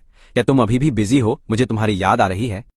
अगर पहले का टाइम होता तो वो सब कुछ वहीं छोड़कर तुरंत उसके पास भाग कर जाता, लेकिन इस वक्त वो बस उस फ्लाइट की टिमटिमाती लाइट को ही घूर कर देख रहा था, जो अभी खिड़की के बाहर रात के उस घने अंधेरे आसमान में गायब हुई थी। वो काफी देर तक खामोश रहा और फिर फाइनली उसने एक हल्की सी आवाज में जवाब दिया, मैं बस अभी तुम्हारे पास आ रहा हूं। जब वो फाइनली अस्पताल के भारी VIP वाले वार्ड में पहुंचा तो फेंगशुन अपने बेड के हेडबोर्ड से एकदम आराम से टिका हुआ था। उसका वो चेहरा थोड़ा फीका और उतरा हुआ सा लग रहा था, लेकिन उसे अंदर आते देखकर उसके चेहरे पर तुरंत एक चमकती हुई स्माइल आ गई और शेन बयू चुपचाप से उसके बेड के पास बैठ गया। उस फेंगशुन की बिना रुके लगातार होने वाली बकबक को बस सुनता रहा, लेकिन उसका ध्यान कहीं और ही भटका हुआ था। फेंगशुन ने उसकी उस अजीब सी खामोशी को बहुत तेजी से भांप लिया। बिना कोई फालतू शब्द बोले बड़ी चालाकी से पूछा, क्या तुम उस फेंग शियाओ को लेकर टेंशन ले रहे हो? मैंने डैड से सब कुछ सुन लिया है। वो विदेश चला गया है, पर इस बार उसने सच में सारी हदें पार कर दी हैं। अपना दिमाग साफ करने के लिए विदेश का चक्कर लगाना कोई बुरा आइडिया नहीं है। एक बार जब वो इस लोचे को अच्छे से समझ लेगा तो शायद वो वापस आ जाए। अब उसके बारे में कोई फालतू बात नहीं करते हैं। इस पर फेंगशुन ने तुरंत अपना सिर हिला दिया। उसके चेहरे पर फिर मुस्कान आ गई थी, लेकिन उसे रत्ती भर अंदाजा नहीं था कि उसके गहरी नींद में सो जाने के बाद शेन बयू ने फिर से अपना फोन निकाल लिया था। उसकी उंगली एक पल के लिए फोन की स्क्रीन के ऊपर ही हवा में झूलती रही और फिर फाइनली उसने असिस्टेंट की चैट विंडो खोली और उसमें एकदम कड़क सी एक लाइन टाइप कर दी, फेंग शियाओ की विदेश की सारी हरकतों और उसके फालतू कांडों पर अपनी एकदम पैनी नजर रखना और मुझे हर हफ्ते की पूरी रिपोर्ट भेजना। पर जैसे ही उसकी उंगली सेंड वाले बटन को दबाने ही वाली थी, बुयू अचानक रुक गई और सोचने लगी कि वो क्या कर रही है। वो फंग तो बस एक खिलौना है, क्या वो नल्ला सच में इतना भाव खाने लायक है? उसने अपनी एक उंगली के इशारे से ड्राफ्ट किए गए उस फालतू मैसेज को तुरंत डिलीट कर दिया। बाहरी दुनिया के नल्लों को लगता था कि जुन के साथ उसका जीवन एकदम परफेक्ट और बवाल मजे से भरा हुआ है। सबको यही लगता था कि वो दोनों एकदम रापचिक और तगड़े कपल हैं। एक हैंडसम लड़का और खूबसूरत लड़की जिन्हें देखकर सबकी जल जाती थी। उसने भी एक अच्छी बंदी होने का अपना सारा फर्ज एकदम कड़क तरीके से निभाया, साथ खाना खाना, काम पर जाना और उन सभी फालतू सोशल पार्टियों में जाना जो उस चवन्नी छाप के लिए जरूरी थी। लेकिन सिर्फ उसे ही पता था कि बाहर से परफेक्ट दिखने वाली ये पूरी जिंदगी अंदर से कितनी ज्यादा झंड और बोरिंग है, जैसे सच में उसका माथा ठनका हो। अपने ऑफिस की उस बड़ी सी कांच वाली खिड़की के पास फाइल्स पढ़ते हुए वो अक्सर ख्यालों में खो जाती थी और याद करती थी कि कैसे पुराने दिनों में मैं चुपके से उसके पास पहुंच जाता था। जब वो सबसे ज्यादा बिजी होती थी तो मैं पीछे से आकर उसे गले लगा लेता था और जानबूझकर उसके कान में अपनी सांसें छोड़कर उसका सारा काम और सिस्टम हैंग कर देता था। प्राइवेट जेट में सफर करते हुए उसकी नजरें अपने आप उस छोटे से बाथरूम की तरफ चली जाती थी, जब मैं फाइनली उसे एक मोटे कंबल में लपेटकर बाहर निकालकर अपनी बाहों में लाता था। उसका छपरी बॉयफ्रेंड अभी भी बिना यकीन के कुछ बड़बड़ा रहा था। मेरे साथ बिताए हुए ये सारे पुराने यादों के भूत बार बार सामने आकर उसका दिमाग दही कर रहे थे और उसे बहुत ज्यादा चिड़चिड़ा बना रहे थे। वो जिनको उसी महंगे प्राइवेट किचन रेस्टोरेंट में ले गई जहां हम दोनों अक्सर जाया करते थे और जहां खाना खाने के लिए महीनों पहले से अपनी बुकिंग करानी पड़ती थी। वहां की डिशेज अभी भी एकदम लाजवाब थीं और माहौल भी पूरी तरह से कड़क था। वो बिना कुछ बोले चुपचाप अपना खाना खा रही थी, लेकिन फिर भी ना जाने क्यों अचानक उसे मेरी याद आ गई। मैं हमेशा उसकी नजरें चुराकर बड़ी फुर्ती से उसके बाउल से वो स्वादिष्ट डिश छीन लेता था जिस पर उसकी नजर होती थी और जो असल में बिल्कुल भी तीखी और मसालेदार नहीं होती थी। आखिर में अपना तीखापन मिटाने के लिए मैं हमेशा उसी के कप से पानी पीता था और फिर पूरे ओजी एटीट्यूड और भौकाल के साथ कहता था कि जो तेरा है वो मेरा है और वो खाना भी मेरा है। मेरे साथ वाला वो खाना हमेशा पूरी भसड़ और शोर से भरा होता था, जबकि उसके सामने रखा हुआ ये फैंसी खाना एकदम शांति और बोरियत से भरा हुआ लग रहा था। वहां सिर्फ बर्तनों के टकराने की हल्की हल्की आवाजें आ रही थीं और एक ऐसी अजीब सी शांति छाई थी जो सच में उस बेचारी का पूरा दम घोट रही थी। रात के समय उसे हमेशा बिस्तर के अंदर वाली साइड पर सोने की बहुत पक्की आदत थी और गहरी नींद में आधी जगी हुई हालत में उसके हाथ अपने आप ही मेरी तलाश में दूसरी तरफ चले जाते थे। उसने जो छुआ वो भले ही थोड़ा बहुत गर्म था, लेकिन वो शरीर एकदम गलत था। उसका तापमान भी गलत था और उसमें वो धधकती हुई आग और कड़क वाली जोशीली फीलिंग बिल्कुल भी मौजूद नहीं थी। उस नल्ले की महक भी एकदम गलत थी, उसमें मेरे शरीर की वो नेचुरल खुशबू बिल्कुल नहीं थी और यहाँ तक कि उसके सोते हुए सांस लेने की वो धीमी आवाज भी पूरी गलत थी। मैं हमेशा सोते समय बहुत ज्यादा उछल कूद करता था और गर्माहट ढूंढने वाले किसी छोटे से जानवर की तरह नींद में ही उसका पूरा का पूरा कंबल अपनी तरफ खींच लेता था। मैं आधी नींद में ही उसकी बाहों में घुस जाता था। अचानक बुयू ने अपनी आंखें खोली और उसके दिल में उस फंग के लिए बहुत ही खतरनाक वाली नफरत और गुस्सा भर गया। वो तुरंत झटके से उठी और बिस्तर छोड़कर वहां से जाने लगी। फिर बोली, तू चुपचाप सो जा, मुझे अभी अचानक याद आया है कि मुझे एक बहुत ही ज्यादा जरूरी काम और अर्जेंट फाइल निपटानी है। बस इतना बोलकर उसने उस बेवकूफ नल्ले जुन के हैरान चेहरे को पूरी तरह से इग्नोर मार दिया और सीधे अपने स्टडी रूम के अंदर जाकर दरवाजे को एकदम जोर से अपने पीछे बंद कर लिया। उसे अब कुछ देर के लिए बिल्कुल अकेला रहना था, खुद को शांत करना था और अपने दिमाग में बार बार आ रही मेरी उस साफ तस्वीर को जड़ से बाहर निकालना था। ठीक एक हफ्ते के बाद एक बहुत ही ज्यादा जरूरी बड़ी बिजनेस पार्टी में बुयू और वो जिन साथ में गए, वहां खड़े हर एक इंसान को लग रहा था कि वो दोनों एकदम परफेक्ट कपल हैं। बुयू को वो पूरी फालतू पार्टी एकदम दिमाग दही और बहुत बोरिंग लग रही थी। तभी अचानक उस दावत में एक अमीर बाप के बड़े लड़के ने जानबूझकर उस नल्ले जुन को अपना निशाना बनाया और उसके लिए फालतू पंगे खड़े कर दिए। लेकिन उस फट्टू जुन ने बस डरकर मदद के लिए बुयू की तरफ देखा। पहले के पुराने समय में बुयू को हमेशा ही यही लगता था कि उसकी फैमिली का बैकग्राउंड बहुत कमजोर है, इसलिए उसे सपोर्ट करने के लिए पीछे खड़े रहने की जरूरत पड़ती थी। लेकिन ठीक इसी वक्त उसे अचानक से मेरी बहुत याद आ गई कि अगर मैं उस जगह पर होता तो मैं सीधा अपने गिलास की पूरी शराब उस फालतू लड़के के मुंह पर फेंक कर मारता और फिर एकदम भौकाल के साथ चिल होकर बोलता कि सॉरी, मेरा हाथ फिसल गया था। इन दोनों के बीच का ये भयंकर फर्क देखकर वो खुद भी हैरान थी। तभी अचानक से एक अमीर परिवार का फालतू और बदतमीज लड़का वहां अपना टशन दिखाते हुए आ पहुंचा, जिसकी बाई परिवार के साथ पहले से ही बहुत पुरानी और खतरनाक वाली दुश्मनी चल रही थी। और वो सीधा उसके पास आकर ड्रिंक का गिलास उठाते हुए बोला, मैंने सुना है तुम्हारा उस पंग के साथ ब्रेकअप हो गया और वो विदेश में मजे कर रहा है। क्या पनौती है। मैं भी उसका स्वाद चखना चाहता था, लेकिन इससे पहले कि वो अपनी फालतू बकवास पूरी कर पाता, बुयू ने बिना कुछ भी सोचे समझे उस छपरी इंसान के चेहरे पर एक बहुत ही जोर का तमाचा जड़ दिया। वो सामने वाला लुक्खा इसके लिए बिल्कुल भी तैयार नहीं था। वो एकदम जोर से चीखा और सीधा जमीन पर जाकर गिर पड़ा और अगले ही पल उसकी नाक से तेजी से खून की धार बहने लग गई थी। वहां का पूरा माहौल एकदम सुन्न पड़ गया था और सबकी हवा टाइट हो गई थी। हर कोई फटी आंखों से उस खतरनाक बवाल को देख रहा था। बुयू ने नीचे जमीन पर पड़े रोते हुए उस लूजर को घूरा और बोली, तू खुद को समझता क्या है, तेरी औकात क्या है। इतना कहकर उसने उस गिरे हुए कचरे और वहां खड़े सभी हैरान लोगों की तरफ देखना बिल्कुल बंद कर दिया और जाते जाते गुस्से में सिर्फ एक बात बोली कि अपनी जुबान पर लगाम रखना। और फिर वहां खड़े सुन उस फट्टू जुन का हाथ पकड़कर वहां से पूरे भौकाल में निकल गई। अपनी पूरी जिंदगी में ये एकदम पहली बार था जब उसने इतने बड़े और जरूरी पब्लिक इवेंट में अपने दिमाग का कंट्रोल इस तरह से खो दिया था। और ये सब बवाल सिर्फ इसलिए हुआ क्योंकि किसी 2 कौड़ी के इंसान ने मेरे बारे में फालतू बात बोल दी थी। घर जाते वक्त गाड़ी के अंदर का माहौल बहुत ही ज्यादा शांत था। वो जुन अंदर से पूरी तरह डरा हुआ लग रहा था। बहुत देर की अजीब शांति के बाद उसने डरते हुए बुयू से कहा, मेरी मम्मी ने आज फिर से कॉल किया था कि हम दोनों शादी का क्या प्लान कर रहे हैं। बुयू ने सिर दर्द के मारे अपना माथा रगड़ा और एकदम इग्नोर मारने वाले टोन में उससे कहा, अभी कंपनी में कई सारे विदेशी लेवल के मर्जर्स और तगड़े एक्विजिशन के काम चल रहे हैं और वो सब बहुत नाजुक मोड़ पर हैं। मैं अभी बहुत बिजी चल रही हूँ। इन सब बातों के बारे में हम बाद में बात करेंगे। रात को काफी देर गए बुयू अपने स्टडी रूम में बिल्कुल अकेली बैठी थी और उसने अपने फोन में छिपा कर रखी हुई एक पुरानी और सीक्रेट गैलरी खोली। उसके अंदर बस एक बहुत ही छोटा सा वीडियो था जो कुछ साल पहले दोस्तों की एक पार्टी का था। उस दिन किसी ने मुझे गाना गाने के लिए मजे में बहुत चढ़ाया था। उन सबकी इतनी खुशी देखकर मैं भी उन्हें मना नहीं कर पाया, इसलिए मैं तुरंत उछलकर स्टेज पर गया, माइक पकड़ा और पूरे जोश में आकर एक बहुत ही कड़क और रापचिक पॉप गाना गा दिया था। बुयू ने यह फालतू सा वीडियो कब सेव किया था ये बात तो उसे खुद भी याद नहीं थी। स्क्रीन पर नाचते हुए मेरी उस पूरी बेखौफ और बिंदास शक्ल को देखकर और अपनी आज की इस झंड और बोरिंग जिंदगी से उसे मिलाते हुए बुयू का दिल ऐसे दर्द कर रहा था जैसे किसी ने उसे कसकर अपनी मुट्ठी में जकड़ लिया हो।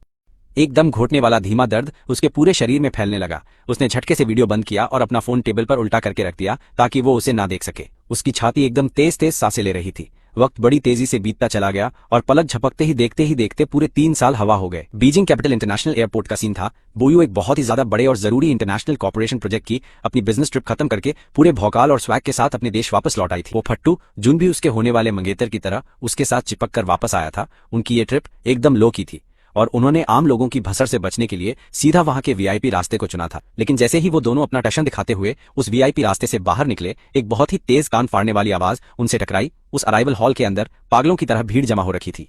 वहां मौजूद अनगिनत लड़के और लड़कियां अपने हाथों में चमकते हुए लाइट बोर्ड, फूल और बड़े बड़े पोस्टर पकड़े हुए पूरे जोश के साथ एक साथ बस एक ही नाम बहुत जोर जोर से चिल्ला रहे थे, फाइशू फाइशू। उनकी चीखने की आवाज इतनी ज्यादा तेज और बवाल थी कि ऐसा लग रहा था जैसे एयरपोर्ट की छत उड़ जाएगी। वहां बहुत सारे आम मुसाफिर भी अपने रास्ते में रुक गए और एकदम हैरानी से इधर उधर देखने लगे।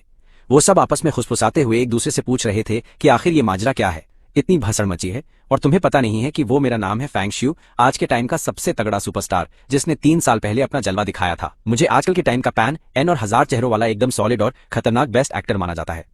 क्या बात है। उधर मेरा नाम सुनते ही शिनबुयू के कदम अपने आप ही उस जगह रुक गए और उसका एकदम से दिमाग दही हो गया। उसने बिना ज्यादा सोचे बस उस तेज आवाज और बेकाबू भीड़ की नजरों का पीछा किया और आखिरकार उस रास्ते के एकदम दूसरी तरफ बड़े खंभे पर लटके मेरे एक बहुत विशाल रापचिक पोस्टर पर अपनी नजरें टिका दी। वो बस एकदम शांत होकर उस जगह पर खड़ी रही और उसकी आंखें चारों तरफ फैले हुए उस बड़े से पोस्टर पर एकदम मजबूती से अटक गई थी। क्या ही बात है, ऐसा लगा जैसे वो सारा शोर एक पल में ही गायब हो गया हो और पूरी दुनिया में बस मेरा वो कातिलाना और चमकता हुआ सितारा मौजूद था। उसी वक्त फैंग जुन नाम के उस बंदे ने भी मेरा वो भौकाल वाला पोस्टर देख लिया और उसने बिना सोचे बुयू का हाथ जोर से पकड़ लिया और बोला, बुयू ये तो मैं ही हूँ। मैंने बहुत पहले सुना था कि मैं कुछ सालों से अपने करियर को चमकाने के लिए विदेश चला गया था। लगता है मैं एक बड़ा और मशहूर सेलिब्रिटी बन गया हूँ। खानदानी काम करने के बजाय मैं शोबिस की चकाचौंध वाली उस घटिया सी जगह पर भाग गया। उसकी आवाज में जानबूझकर मुझे नीचा दिखाने वाला वो घटिया टोन साफ झलक रहा था, लेकिन बुयू ने उसकी बात पर बिल्कुल ध्यान नहीं दिया। वो कोई बेवकूफ नहीं थी, पिछले 3 सालों से ऐसा चल रहा था। भले ही उसने मुझे कभी भी अपने आप से सामने आकर खोजने की कोई बहुत ज्यादा कोशिश नहीं की थी, लेकिन फिर भी मेरे भौकाल और मेरे हर एक नए कांड की खबरें किसी न किसी तरह उस तक पहुंच ही जाती थी। उसे ये पता था कि मैंने अपने डेब्यू में ही सिस्टम हिला दिया। मेरी हर एक फिल्म को लोगों ने बहुत प्यार दिया और उसने बॉक्स ऑफिस पर गर्दा उड़ा दिया था। उसे मालूम था कि मैंने कितने बड़े अवार्ड जीते हैं। उसने तो अपने चमचों से मेरी सारी टिकटें भी खरीदवाई। उसने मेरे वो सारे पोस्टर और उन चीजों का सारा सामान भी जमा कर लिया था जिनका मैं प्रचार करता था। वो सारी की सारी चीजें उसके एक बहुत ही खुफिया और छिपे हुए दराज में थी। बस उसने खुद को कभी भी मुझे ढूंढने के लिए मेरे पास आने की परमिशन नहीं दी थी। अगले ही पल उसकी नजरों ने उस पूरी भीड़ को एकदम चीर कर रख दिया।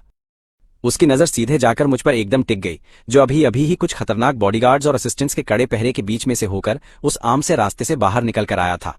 बस उस एक ही नजर में उसको ये महसूस हो गया कि असली जिंदगी में मैं उस सादे से पोस्टर से भी कहीं ज्यादा एकदम कातिलाना और बहुत ज्यादा चमकता हुआ सितारा लग रहा था। जैसे ही वो उस लोगों के पूरे समंदर के पार मुझे घूर कर देख रही थी, तभी अचानक एक लड़की चेहरे पर स्माइल लिए एकदम कड़क और लाल गुलाबों का गुच्छा लेकर भीड़ से बाहर निकली। वो लड़की चलते हुए सीधा मेरे पास ही आ गई थी और वो कोई और नहीं बल्कि शियांग परिवार की असली वारिस शियांग शिंजी थी। उसने बहुत ही आराम से मेरे हाथ से वो मेरा छोटा वाला सामान ले लिया और फिर थोड़ा सा झुककर मेरे कान में चुपके से कुछ कहा। उसकी वो मजेदार बात सुनकर मेरी तो हंसी ही छूट गई। ये सारा नजारा देखकर बुयू का चेहरा एकदम से बुरी तरह गुस्से में तमतमा गया था। वहां का पूरा माहौल ही अचानक से बहुत भारी और एकदम खतरनाक खौफ वाला हो गया था। उसके बगल में खड़ा हुआ जुन भी डर के मारे कांपने लगा था। फिर पीछे से धक्का मुक्की करती हुई उस पूरी की पूरी भसड़ वाली भीड़ ने उन दोनों को ढकेल कर सीधा पार्किंग एरिया की तरफ भेज दिया। ये तो एकदम अजब ही इत्तेफाक था कि बुयू की गाड़ी मेरी पूरी टीम की उस लंबी वाली लिंकन गाड़ी के बिल्कुल पास में ही खड़ी हुई मिली थी।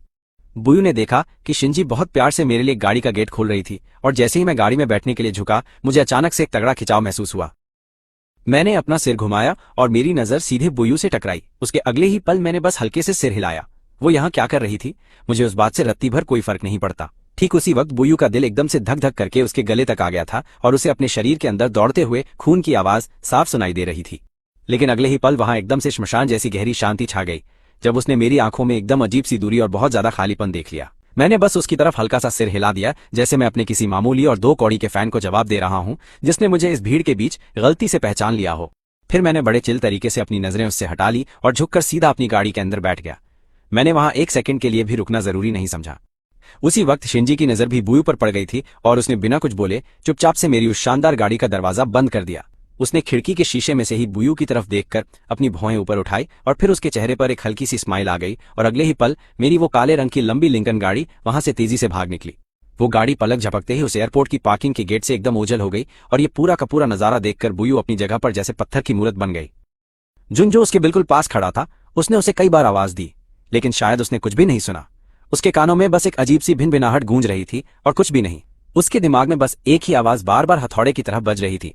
मैंने उसे देखा पर सीधा इग्नोर कर दिया। फिर होटल रूम में वापस आकर वो सीधे सोफे पर धड़ाम से गिर पड़ी। वो पूरी रात एक पल के लिए भी नहीं सो पाई और एयरपोर्ट का वो पूरा सीन उसके दिमाग में फिल्म की तरह घूम रहा था। मेरा उसे ऐसे देखना जैसे कि वो कोई 2 कौड़ी की अजनबी लड़की हो।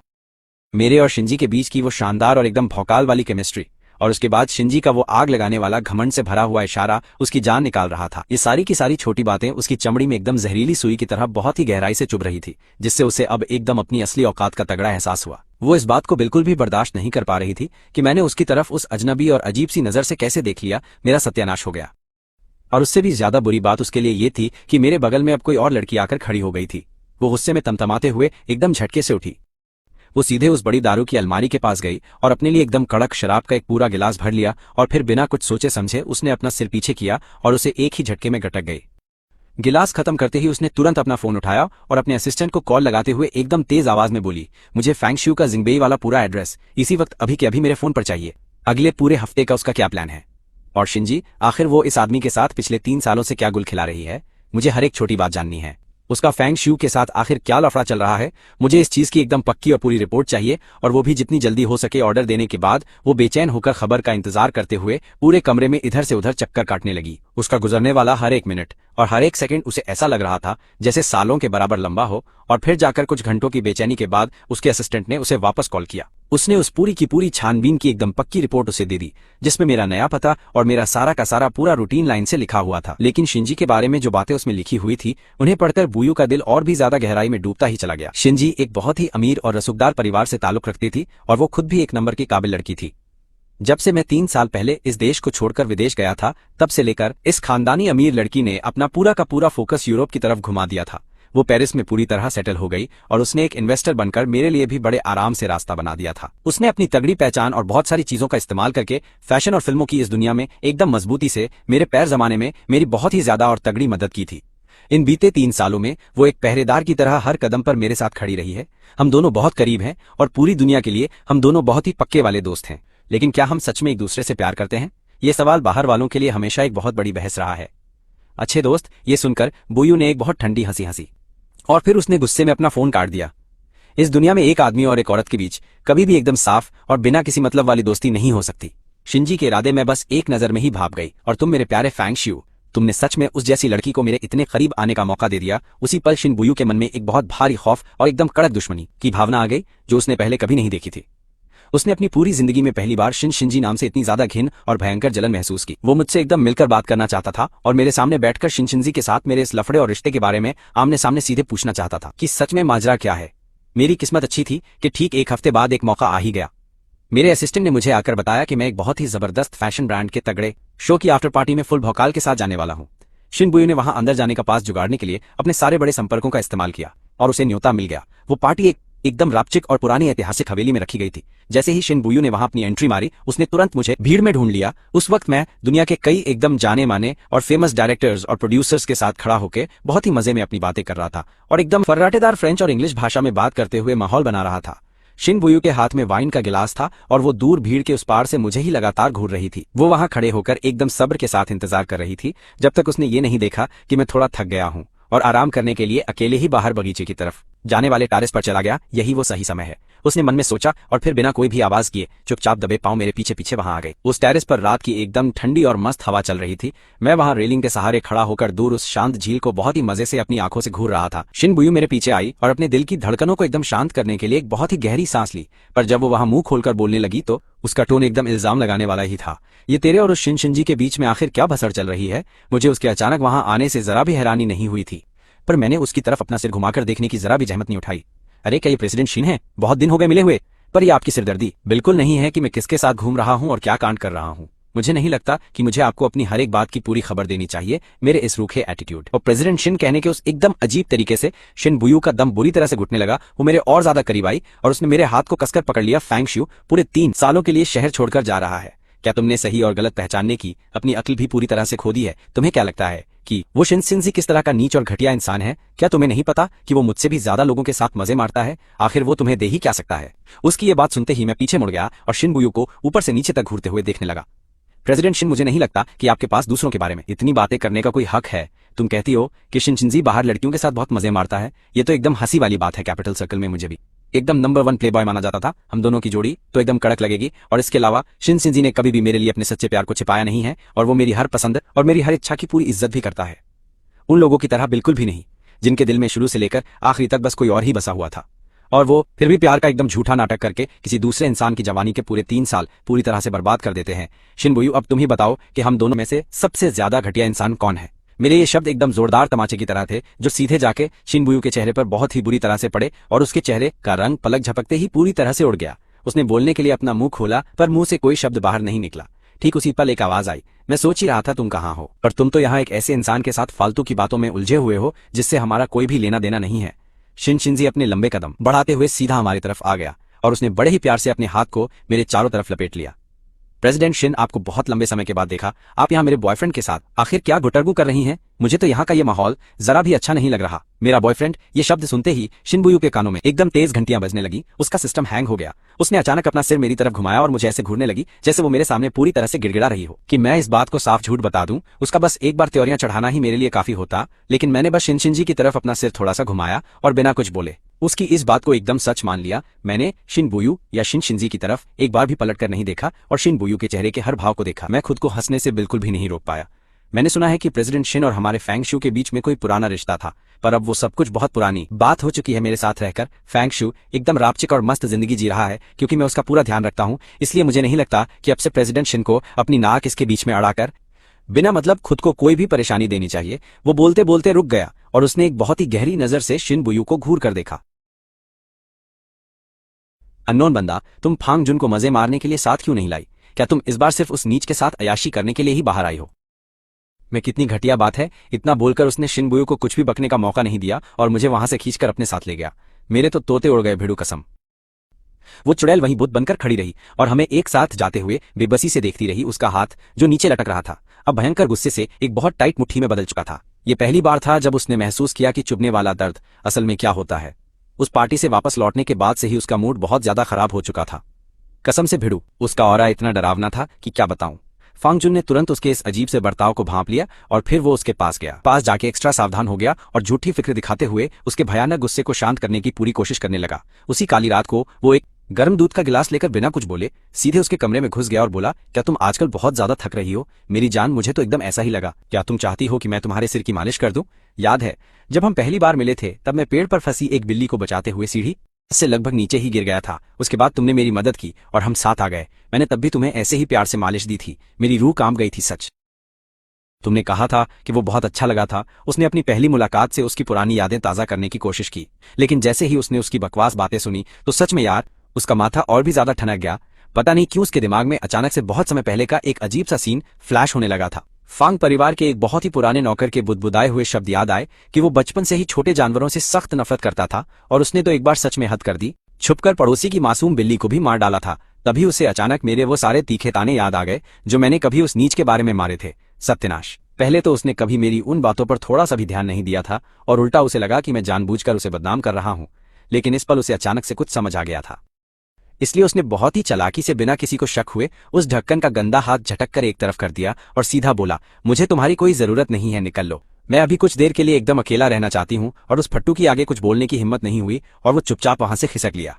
कुछ दिनों बाद जब उसका वो स्मार्ट असिस्टेंट घर से भेजी गई कुछ बहुत ही पुरानी और बेकार फाइलों को अच्छे से सेट करके एक जगह लगा रहा था, तो अचानक उसके हाथ कई साल पुरानी एक छुपा कर रखी गई सीक्रेट इन्वेस्टिगेशन रिपोर्ट लग गई, जो मेरी मां की उस जानलेवा कार दुर्घटना के संदिग्ध हालातों के बारे में पूरी जानकारी देने वाली एक सॉलिड कॉपी थी, जिसमें साफ लिखा था कि वो भयंकर एक्सीडेंट कोई मामूली हादसा नहीं था, बल्कि उसके पीछे एक बहुत बड़ा खेल था और सारा का सारा सिस्टम एकदम हैंग हो गया। वहां कुछ ऐसे सबूत मिले जो साफ इशारा कर रहे थे कि किसी ने जानबूझकर ये कांड किया था, और इसका सबसे बड़ा फायदा सीधा सीधा मिंगहोंग को हुआ था, जिसने बहुत ही तेजी से तरक्की की और पूरे फोंग ग्रुप पे अपना कब्जा जमा लिया। और बिल्कुल उसी वक्त उस कंपनी में बैठे उसके अपने एक एकदम खास और छुपे हुए सीक्रेट खबरी ने भी तुरंत एक बहुत अर्जेंट मैसेज भेजा कि ये पूरा फोंग ग्रुप तो अब अंदर से बहुत पहले ही पूरी तरह से एकदम खोखला हो चुका है। सच में फांग मिंगहोंग ने इन कुछ सालों में पब्लिक के करोड़ों रुपयों का तगड़ा घपला किया था और उन सारे पैसों को बहुत ही चालाकी से विदेशी खातों में भेजकर एक बहुत बड़ा और खतरनाक रायता फैला दिया था। और वो नल्ला फांग जुन और उसकी वो चुड़ैल मां लिन वान सिर्फ ये सब जानते ही नहीं थे, बल्कि इस पूरे कांड में बराबर के हिस्सेदार भी थे।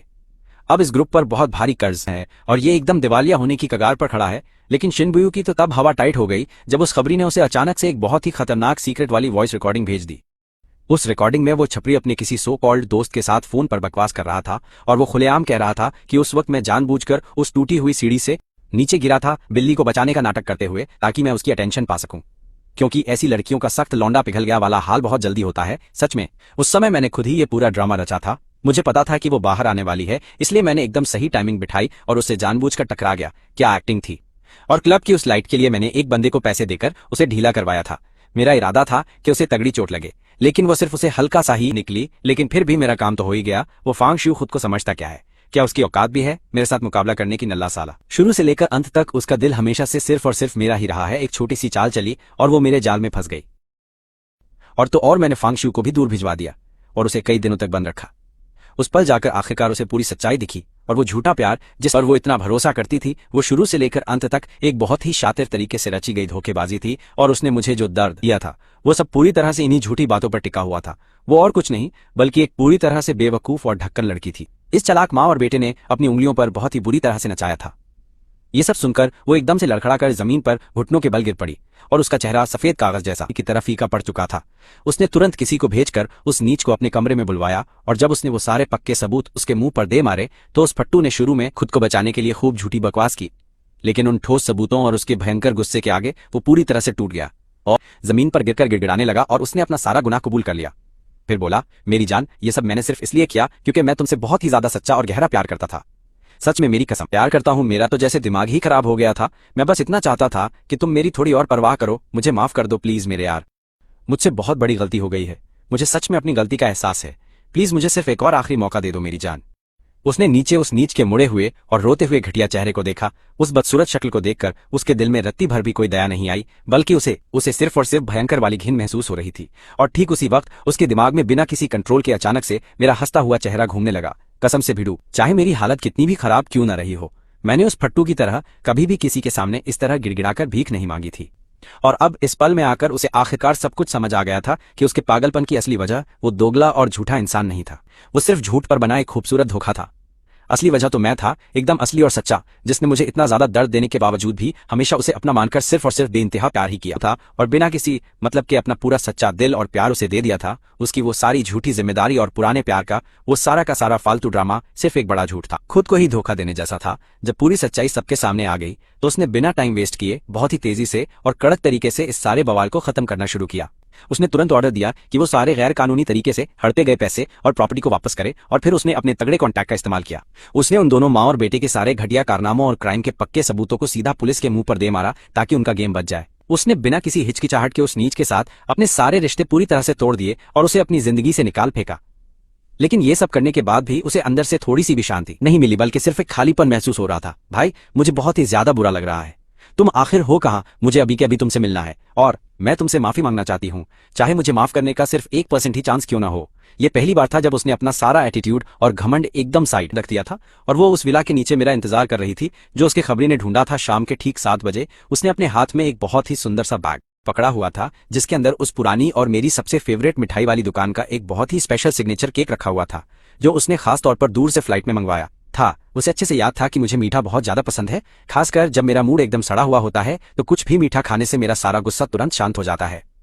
और लेकिन वो पूरी रात कार में मेरा इंतजार करती रही जब तक कि उसकी आंखें पूरी तरह लाल नहीं हो गईं और उसका चेहरा एकदम बुरी तरह से उतर नहीं गया। जैसे ही आसमान में सुबह की हल्की रोशनी फैलने लगी, उस फट्टू को एक जानी पहचानी स्पोर्ट्स कार विला के मेन गेट पर आकर एकदम भौकाल में रुकती हुई दिखाई दी। मैं अपनी ड्राइविंग सीट से बाहर निकला और टशन में घूमकर पैसेंजर साइड की तरफ गया। फिर मैंने अपनी बंदी शांग शिंगजी के लिए बड़े प्यार से दरवाजा खोला। उसने मेरे बालों में हाथ फेरा और कुछ ऐसा बोला जो मुझे ठीक से सुनाई नहीं दिया, लेकिन मैं उस बात पर एकदम जोर से हंसा। ये सब देखकर वहां खड़े शिनबुयू की एकदम जलकर राख हो गई और उसने गुस्से में अपनी गाड़ी का गेट खोला। फिर तेज कदमों से मेरी तरफ आकर बोला, फांग जियो यार, हम शांति से बात करें। उसकी मनहूस आवाज सुनकर मैंने पीछे मुड़कर देखा कि वो नल्ला शिनबुयू था, जिसे देखते ही मेरा दिमाग खराब हो गया और मैंने त्योरियां चढ़ाकर उससे सीधे तौर पर कहा, शिनबुयू तू यहाँ क्यों आया है? हमारे बीच बात करने को कुछ नहीं है, रुको। शिनबुयू घबराकर आगे बढ़ा और पागलों की तरह हड़बड़ाहट में अपनी जेब से मोबाइल फोन बाहर निकालने लगा। वो मुझे सबूत दिखाना चाहता था और गिड़गिड़ाते हुए बोला, फांग भाई मेरी बात सुनो, मैंने उस फांग परिवार और उसके खानदान के सारे घटिया कारनामों की अच्छी तरह से पूरी जांच पड़ताल कर ली। मुझे तुम्हें दोष नहीं देना चाहिए था, वो मेरी गलती थी। उस साल गार्डन में जो भी कांड हुआ था क्लब में, वो लाइट स्टैंड गिरने वाली घटना और तुम्हारी सगी माँ का एक्सीडेंट, उन सब में से कोई भी हादसा नहीं था। वो सब उन लोगों का किया धरा था। मैं ही एकदम बेवकूफ और साला अंधा था जिसे कुछ दिखाई नहीं दिया। उन्होंने मुझे बेवकूफ बनाया और इससे पहले कि वो अपनी बकवास पूरी करता, मैंने सीधे अपना हाथ उठाकर उसे वहीं चुप करा दिया। मेरी ये हरकत और ये सब देखकर शिनबुयू एकदम शॉक में चला गया और वो सन रह गया। अब पूरा सच सामने आ गया था तो आगे क्या? मैं उस शिनबुयू पर जोर से हंसा। हा, क्या तुझे लगा था कि मैं तेरे सामने बहुत ज्यादा रोऊंगा, दौड़कर तेरे पास आऊंगा और खुशी से कहूंगा कि चलो आखिर तुझे सच पता चली गया, तो अब हम फिर एक साथ हो जाते हैं। शिनबुयू, तेरी ये फालतू की माफी और तेरा ये घटिया पछतावा मेरे लिए अब 2 कौड़ी का भी नहीं है, क्योंकि जो गहरा दर्द मुझे मिलना था वो मुझे मिल ही चुका है। तूने मुझे किसी कचरे की तरह अपनी जिंदगी से बाहर फेंककर मेरी जो बेइज्जती की थी और उस डिटेंशन सेंटर में मेरी कलाई टूटने का जो भयानक दर्द था, उसे मैं भूला नहीं हूं दोस्त। ये सब कुछ तेरी एक फालतू सी माफी या फिर तेरे इन दिखावे वाले 2 कौड़ी के बेकार सबूतों से कभी मिटने वाला नहीं है, समझे तुम मिस्टर नूब? बोलते बोलते मेरी नजर अचानक से उसके हाथ में पकड़े उस फैंसी पेपर बैग पर पड़ी और मैं उसे देखकर एकदम सार्कास्टिक तरीके से हंसा कि उसे अभी भी याद है कि मुझे उस जगह के मीठे डेजर्ट्स कितने ज्यादा पसंद थे। क्या बात है प्रेसिडेंट शिन, आपने तो हजारों मील दूर से ने सीधा एयरफ्रेट करवा लिया। बहुत सही दिमाग लगाया आपने तो गुरु। मैंने अपनी आंखें उठाई और सीधा उसके पीले पड़े हुए मुर्दे जैसे चेहरे को घूर कर देखा और बोला, लेकिन भाई मैंने बहुत पहले ही ये मीठा खाना पूरी तरह छोड़ दिया है। अब ये सारे मीठे सपने अब मुझे बहुत ही ज्यादा चिपचिपे और एकदम घिनौने लगते हैं। इतना बोलने के बाद मैंने पलटकर उस लुक्खे की तरफ दोबारा एक नजर भी नहीं डाली थी। मैं मुड़ा और अपनी बंदी जियांग शिंगजी के पीछे पीछे दरवाजे से अंदर चला गया। जैसे ही वो भारी लकड़ी का दरवाजा जोर से बंद हुआ, बाहर का नजारा पूरी तरह से कटकर खत्म हुआ। वो फट्टू शिनबुयू बाहर एकदम बर्फ की तरह जमा हुआ बहुत देर तक शांत खड़ा रहा और उसके हाथ में केक वाला वो पेपर बैग अचानक से बहुत ही ज्यादा भारी और एकदम बोझ जैसा लगने लगा था। यार, विला के अंदर मैंने अपनी पीठ उस ठंडे दरवाजे से टिकाई और एकदम सिस्टम हैंग वाली हालत में धीरे धीरे फिसलते हुए नीचे फर्श पर जाकर पूरी तरह बैठ गया था। अगर मैं कहूं कि मुझे दुख नहीं था तो वो एकदम सफेद झूठ होगा। मेरी छाती में अभी भी एक हल्का सा दर्द था, लेकिन उससे कहीं ज्यादा मुझे शांति और बहुत भयंकर थकान महसूस हो रही थी। पुरानी चीजों को छोड़ना उतना मुश्किल भी नहीं था जितना मैंने सोचा था। दर्द कम था। शिंगजी मेरे साथ जमीन पर बैठ गई और धीरे से मुझे गले लगाकर प्यार से अपनी बाहों में भर लिया। शिंगजी ने बोला, फंगजियो मैं यहाँ तुम्हारे पास ही हूँ और हमेशा तुम्हारे साथ हूँ। ये सब अब पुरानी बातें हो गई हैं। मैंने कहा, हाँ यार, ये सब एकदम बीता हुआ अतीत है। बाहर बारिश बहुत ही ज्यादा तेज हो गई थी और वो शिनबुयू बारिश में एकदम बर्बाद और खटिया खड़ी वाली हालत में खड़ा था। उसने ऊपर उस खिड़की की तरफ देखा जो उसके लिए अब कभी नहीं खुलने वाली थी। उसकी आंखों में एकदम सन्नाटा था। उसे पता चल चुका था कि जो उसने खो दिया वो अब कभी वापस नहीं मिलेगा उसे। जब वो फट्टू अपने घर वापस लौटा तो शिनबुयू लगातार कई दिनों तक अपने कमरे में ही एकदम चुपचाप बंद रहा और बाहर निकला। उसने किसी से भी मिलने से साफ मना कर दिया, कोई काम धंधा नहीं किया और बस एक लूजर की तरह खिड़की से खाली आसमान को ही घूरता रहता था। यार, मेरी वो कड़वी बातें जो एकदम बेकार थी बार बार उसके कानों में गूंज रही थी और मेरी आंखों का वो खतरनाक लुक मानो जैसे कि मैं कोई अनजान शख्स हूं, किसी अजनबी को देख रहा हूं। ये बात उसके दिमाग में हथौड़े की तरह बज रही थी। वो इस बात को बिल्कुल हजम नहीं कर पा रहा था कि मैंने उसे लात मारी। अपनी जिंदगी से बाहर वो ये बर्दाश्त नहीं कर पाया कि कोई दूसरी औरत मेरे साथ खड़ी है। लेकिन मुझे वापस पाने की इस पहली फेल कोशिश ने उसे होश में लाने के बजाय उल्टा उसके अंदर मुझे हासिल करने वाली उस सनक और पागलपन को बहुत ही ज्यादा खतरनाक तरीके से बाहर जगा दिया।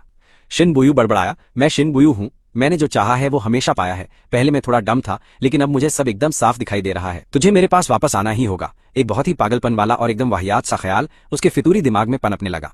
उसने सोचा कि उसे एक ऐसा नया मौका बनाना होगा जहां मेरे पास उसका सामना करने के अलावा कोई रास्ता ही ना बचे, जहां मुझे उसकी बहुत सख्त जरूरत पड़े।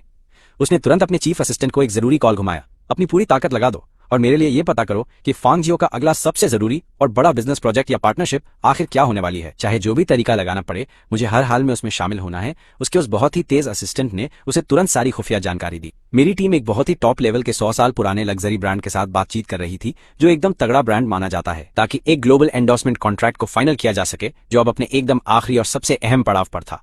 ये खबर सुनते ही उस कमीने शिनबुयू की आंखों में एकदम शैतानी सी चमक आ गई थी यार। उसने बिना टाइम वेस्ट किए शिन कॉर्पोरेशन के नाम से सीधा उस ब्रांड के हेडक्वार्टर में एक पार्टनरशिप का प्रपोजल भेज दिया और एक ऐसा धांसू प्लान पेश किया जिसमें वो खुद का घाटा सहकर भी काम कर लेता, ताकि उसे तगड़ी पब्लिसिटी मिल सके। लेकिन उसकी सिर्फ एक ही घटिया शर्त थी कि मेरे साथ होने वाले उस एंडोर्समेंट कॉन्ट्रैक्ट की साइनिंग को कुछ टाइम के लिए अभी रोक दिया जाए। शिन कॉर्पोरेशन की ताकत और उसके भौकाल पर कोई शक नहीं था, खासकर इस एशियन मार्केट में तो बिल्कुल नहीं। और ब्रांड के टॉप लेवल वाले भी इतने बड़े प्रॉफिट का लालच देखकर बहुत बुरी तरह से फिसल गए थे। इतने तगड़े फायदे ने उन्हें थोड़ा कंफ्यूज कर दिया था, जिसकी वजह से वो रिमोट वीडियो साइनिंग मीटिंग जो पहले से ही फिक्स की गई थी, वो अगले दिन के लिए कुछ टाइम के लिए टाल दी गई ताकि और जांच हो सके।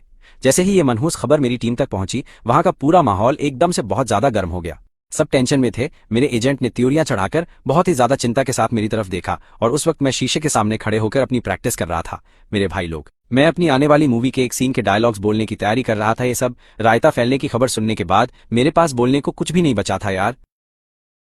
ये उस घटिया शिनबुयू की पुरानी आदत है। वो मुझे जबरदस्ती झुकाना चाहता है ताकि मैं टूट जाऊं। वहीं से आई झांग सोफे पर आलसियों की तरह सिकुड़ कर बैठा था और आराम से अपना गेम खेल रहा था। उसने ये सब सुनते ही तुरंत अपना फोन नीचे रखा और मेरी तरफ आके बोला, लोड मत ले मेरे होते हुए, उस नीच शिनबुयू की इतनी औकात नहीं है भाई। मेरे पहुंच इतनी दूर तक नहीं है। जब वीडियो कॉन्फ्रेंस फिर से चालू हुई तो ब्रांड के हेडक्वार्टर वाले मीटिंग रूम की उस बड़ी सी स्क्रीन पर मेरी टूटी हुई टीम और उस शिनबुयू के थोबड़े एक के बाद एक दिखाई दिए और फिर मीटिंग शुरू हो गई। ब्रांड के सीईओ ने बहुत ही डरते डरते और एकदम सावधानी से उस बड़ी स्ट्रैटेजिक पार्टनरशिप के बारे में अपनी बात को आगे बढ़ाया, जो कि शिन कॉर्पोरेशन की तरफ से ऑफर की गई थी। उसकी आवाज में थोड़ा डर और झिझक एकदम साफ सुनाई दे रही थी और ठीक उसी वक्त उस नल्ले शिनबुयू ने अपनी बकवास चालू कर दी थी। वहां शिनबुयू बोला, शिन कॉर्पोरेशन आपके इस ब्रांड की तरक्की को लेकर एकदम सीरियस है और हमें लगता है कि अगर हम साथ काम करेंगे तो इसमें हम दोनों का ही बहुत तगड़ा फायदा होगा मेरे भाई। जहां तक ब्रांड एम्बेसडर चुनने की बात है, तो मुझे लगता है कि हमें इस पर थोड़ा और सोच विचार करना चाहिए, ताकि ये पक्का हो सके कि वो उसकी इमेज और ब्रांड की कोर वैल्यूज के बीच एक तगड़ा तालमेल एकदम परफेक्ट तरीके से बैठे। उसने सीधा नहीं बोला, पर निशाना मेरी तरफ ही था। जता रहा था कि मेरी औकात या तजुर्बा इस काम के लायक नहीं है। साला एकदम 1.5 शाना बन रहा था मुझे नीचा दिखाने के लिए। मीटिंग का माहौल एकदम बर्फ जैसा ठंडा पड़ गया। सबके तोते उड़ गए और सब सुन बैठे थे। तभी शिनशिनजी की आलसी सी आवाज गूंजी, जैसे वो बिना टेंशन के मजे ले रहा हो। शिनशिनजी प्रेसिडेंट। शिन, बहुत दिनों बाद दिखे, क्या बात है? घर का धंधा पानी आपको बिजी नहीं रख पा रहा, जो आप इतनी फुर्सत निकालकर यहाँ फालतू का रायता फैलाने आ गए हो? शिनशिनजी यूरोपियन फैशन सर्कल के एंडोर्समेंट में उंगली कर रहे हो? ये बोलते ही उसने सीधा ब्रांड के सीईओ को घूरा। उसका लहजा एकदम कड़क और खूंखार हो गया था, जैसे कि अब वो गेम बजाने वाला हो। शिनशिनजी, चार्ली मेरी यानी फेंग शियाओ की इमेज, काम और मार्केट में मेरा भौकाल सबको दिखता है। उसमें किसी तरह का कोई लोचा नहीं है। शिनशिनजी, हमारा शियाओ फैमिली फाउंडेशन हमेशा से तुम्हारे ब्रांड के लिए सबसे तगड़ा और मेन आर्ट स्पॉन्सर रहा है। इस बात को कोई झुठला नहीं सकता। शिनशिनजी, मैं खुद पर्सनली तुम्हारे ब्रांड की फिलॉसफी और काम करने के तरीके की बहुत इज्जत करता हूं, क्योंकि तुम लोग असली ओजी हो जो कभी क्वालिटी के साथ कोई समझौता नहीं करते। शिनजी, ये फैसला एकदम कड़क है। और रही बात फालतू के बाहरी दखल की, जो रायता फैला रहे हैं, वो रुक गया और उसकी तेज नजरें स्क्रीन की तरफ घूमी, जैसे वो किसी को खोपचे में लेने वाला ही हो। शिनजी दूसरी तरफ बैठे शिनबुयू को देखकर बोला, भाई बिजनेस के अपने रूल होते हैं। अपने ये घटिया और 2 कौड़ी के पर्सनल ड्रामे यहाँ लाकर कबाड़ा मत कर। इन चीप हरकतों से तू अपना ही तमाशा बना रहा है बे। शिनशिनजी, मैं आज जिस मुकाम पर हूँ अपनी खुद की मेहनत और गोट लेवल हार्डवर्क से पहुंचा हूँ। मुझे किसी खैरात की जरूरत नहीं है जो मुझे फ्री में मौके दे। मैं अपना रास्ता खुद बनाता हूं और किसी की ब्लैकमेलिंग तो मैं बिल्कुल बर्दाश्त नहीं करता। ये बातें एक जोरदार तमाचे की तरह बुयू के मुंह पर पड़ी और ब्रांड वालों का भी सिस्टम हैंग कर दिया। उसने मेरा एकदम कड़क बीस्ट मोड देख लिया था। शिन फैमिली का रुतबा और यूरोप में उनका जलवा इतना तगड़ा था कि बुयू की कंपनी अभी उनके आसपास भी नहीं फटक सकती थी। उसका पूरा एटीट्यूड और घमंड एकदम कचरा हो गया था। अब मेरी बारी थी। मैंने बिना लोड लिए एकदम बॉस वाली वाइब में ब्रांड की 100 साल पुरानी हिस्ट्री, उनके काम और उनकी सोच के बारे में अपनी धांसू नॉलेज देनी शुरू की और सबका ध्यान खींच लिया था। मैंने अपने एक्सपीरियंस और फ्यूचर प्लान्स को मिलाकर प्रमोशन के ऐसे रापचिक और कड़क आइडियाज दिए कि सबके दिमाग की बत्ती जल गई। मैं उन्हें दिखा रहा था कि मेरा विजन कितना तगड़ा और दूर का है, एकदम क्लियर। मेरी बातें एकदम प्रोफेशनल और फुल कॉन्फिडेंस वाली थी। मैंने साबित कर दिया कि मैं एक इंटरनेशनल सुपरस्टार बनने का पूरा दम रखता हूं और मेरा ऑरा एकदम फायर लेवल पर सेट था। सच में ब्रांड के बड़े अफसरों ने एक दूसरे को इंप्रेस होकर देखा। उनका सारा डाउट और झिझक चुमंतर हो गया था, क्योंकि मैंने अकेले ही पूरा सिस्टम हिलाकर रख दिया। आखिर में ब्रांड के सीईओ ने उसी वक्त फैसला ले लिया और ग्लोबल एंडोर्समेंट कॉन्ट्रैक्ट पर ऑफिशियली साइन हो गए। ये देखकर बुयू की स्क्रीन सबसे पहले काली पड़ गई। उसका तो तगड़ा पोपट हो गया था और मेरी मौज हो गई। वो अपने खाली और ठंडे ऑफिस में अकेला बैठा रह गया। कान में बस बिजी टोन बज रही थी और गुस्से से उसने अपनी मुट्ठी भींच ली। एकदम लूजर वाली फीलिंग थी। उसी रात उसका असिस्टेंट डरा हुआ हाथ बांधकर खड़ा था। उसकी सांस लेने की भी हिम्मत नहीं हो रही थी और बुयू बुरी तरह से पागलों की तरह चिल्लाने लगा। शिनबुयू, वो मुझे गलती सुधारने का मौका क्यों नहीं दे रहा? मेरा दिल टूट गया, मैंने उसे अपनी तरफ से सब कुछ दिया था यार। शिनबुयू, मैं उसे क्या नहीं दे सकता? पैसा, पावर या रुतबा? मैं उसे इसका 10 या 100 गुना भी दे सकता हूँ। मेरी खोपड़ी एकदम सटक रही है। आखिर उसे चाहिए क्या? बुयू की ये भसड़ देखकर बहुत सोचने के बाद असिस्टेंट ने डरते हुए एकदम धीरे से फुसफुसाकर उसे याद दिलाने की कोशिश की। उसका तोते उड़ चुके थे एकदम ही। असिस्टेंट प्रेसिडेंट शिन, शायद मिस्टर फेंग को कभी भी ये बाहर की चीजें और पैसा नहीं चाहिए था। ये सुनते ही बुयू एकदम सन रह गया, उसका फ्यूज उड़ गया और वो बिना कुछ बोले बस झटके में खड़ा रहा। ये सब नहीं चाहिए तो फिर साला उसे क्या चाहिए? पहली बार उसने सच में इस बारे में गहराई से सोचना शुरू किया था। इस सवाल के बारे में उसने कभी दिमाग पर जोर ही नहीं डाला था। क्या वो बिना शर्त का भरोसा है, या कभी ना बदलने वाली पसंद है, या फिर उसके लिए प्यार है? कुछ पल्ले नहीं। आगे पीछे 1000 बार सोचने के बाद भी उसे घंटा कुछ समझ नहीं आ रहा था। और जैसे ही वो इस सोच में डूबा था, एक अचानक आई खबर ने उसकी हवा टाइट कर दी। असिस्टेंट, ब्रेकिंग न्यूज है, दक्षिणी फ्रांस के आल्प्स में लगातार बहुत भयंकर बारिश हो रही है, जिसकी वजह से वहां अचानक बहुत भयानक बाढ़ और भूस्खलन आ गया है। एकदम तबाही मच गई है वहां पर। असिस्टेंट, कई सारे गांवों और कस्बों का संपर्क पूरी तरह टूट चुका है। सारी सड़कें तबाह हो गई हैं और वहां की हालत एकदम सीरियस है। मामला पूरी तरह आउट ऑफ कंट्रोल है अभी। और असिस्टेंट की एक इमरजेंसी अपडेट से पता चला कि मैं उसी खतरनाक और जानलेवा इलाके में फंसा हुआ था। ये सुनते ही बवाल हो गया। बुयू की धड़कन तो जैसे अचानक रुकी गई थी। मुझे सबसे ज्यादा बर्बाद हुए शहर के पास एक इंटरनेशनल बच्चों के फाउंडेशन के चैरिटी फोटोशूट में बुलाया गया था और मेरी भी वहां बैंड बजी हुई थी। अभी उस पूरे इलाके में हर तरह का संपर्क एकदम कटा हुआ था। किसी को कुछ भी नहीं पता था कि वहां फंसे हुए लोग जिंदा भी बचे हैं या सब खत्म हो गए हैं। फुल पैनिक वाला सीन था। उस वक्त बुयू ग्रुप के अगले 10 साल के प्लान को लेकर एक बहुत ही जरूरी बोर्ड मीटिंग चला रहा था, जिसमें उसका सारा फोकस लगा हुआ था। सब सीरियस बैठे हुए थे। पर जैसे ही उसने अपने असिस्टेंट की रिपोर्ट सुनी, वो तुरंत झटके से अपनी मेन कुर्सी से उठ खड़ा हुआ। उसने किसी को सफाई देने या बात करने का थोड़ा सा भी टाइम नहीं लिया। सारे डायरेक्टर्स उसे हैरानी से फाड़ फाड़ कर देख रहे थे और उसने बस अपने हाथ के पेपर्स वहीं टेबल पर पटक दिए, एकदम बिना किसी की परवाह किए भौकाल दिखाते हुए। शिनबुयू वो पीछे मुड़ा और तुरंत भागते हुए कॉन्फ्रेंस रूम से बाहर निकल गया। तुरंत प्लेन रेडी करो, सबसे तेज स्पीड से नीचे चलना है। नहीं, वहां डायरेक्ट लैंड नहीं कर सकते, जल्दी से रास्ता बदलो। शिनबुयू, जो भी सबसे पास का एयरपोर्ट चालू हो वहीं उतारो। सारी लोकल रेस्क्यू टीमों से कांटेक्ट करो और सबसे बेस्ट टीम को हायर करो, चाहे जितना भी पैसा लगे पानी की तरह बहा दो, पर मुझे वो सही सलामत चाहिए ही।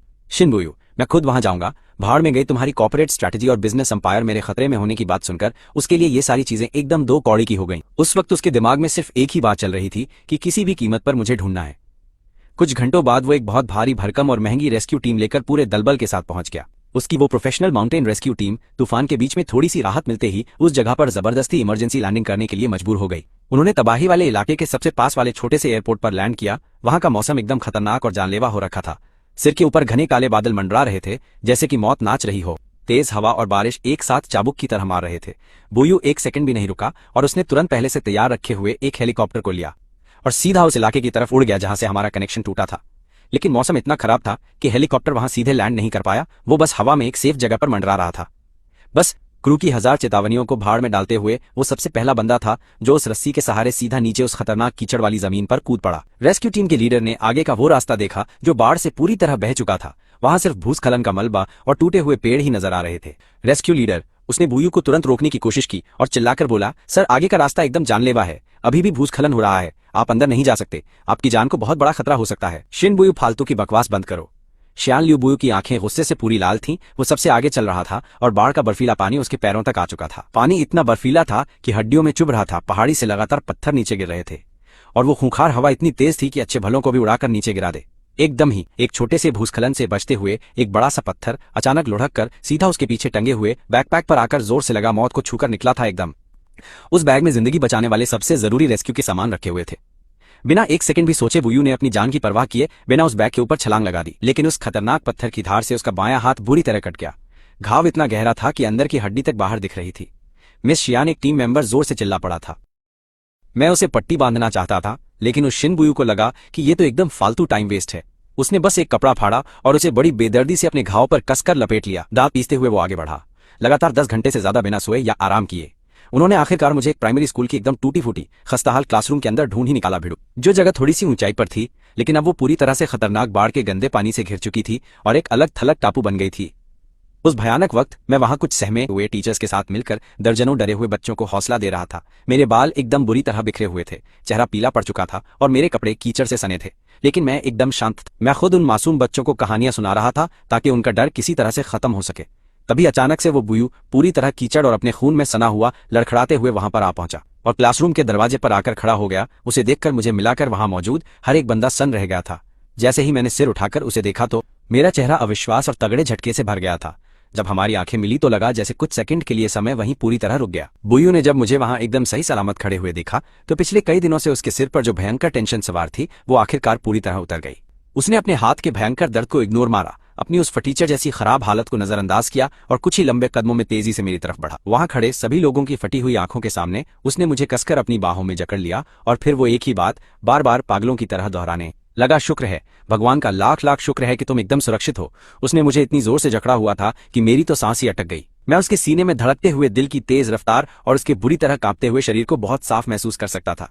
उस पल मैंने बस आराम से उसकी पीठ थपथपाई और फिर मैंने उसे मजबूती से लेकिन बिना किसी बदतमीजी के खुद से दूर धकेल दिया और बोला, आपका बहुत शुक्रिया प्रेसिडेंट शिन, जो आपने अपनी जान खतरे में डालकर मुझे बचाया। अब मैं आपका एक एहसानमंद हूँ, मैंने इसे पक्के से याद रखूंगा। ये सुनते ही बुयू के हाथ अचानक से एकदम खाली और सुन्न पड़ गए। मेरे चेहरे पर वो एकदम शांत और ठंडा भाव देखकर उसके चेहरे की मुस्कान उसी सेकंड पूरी तरह गायब हो गई और वो वहां एक पुतले की तरह बहुत देर तक बुत बनकर खड़ा रह गया। ठीक उसी वक्त बाहर से एक हेलीकॉप्टर के नीचे उतरने की बहुत जोरदार आवाज गूंज उठी। शिन जी अपनी एक और नई रेस्क्यू टीम और ढेर सारे जरूरी सामान के साथ वहां पहुंच गया था। वो तेजी से भागता हुआ क्लासरूम में घुसा और सबसे पहले पागलों की तरह मुझे ही ढूंढने लगा। जब उसने देखा कि मैं एकदम सेफ हूं तो उसने एक बहुत गहरी राहत की सांस ली और एकदम रिलैक्स हो गया।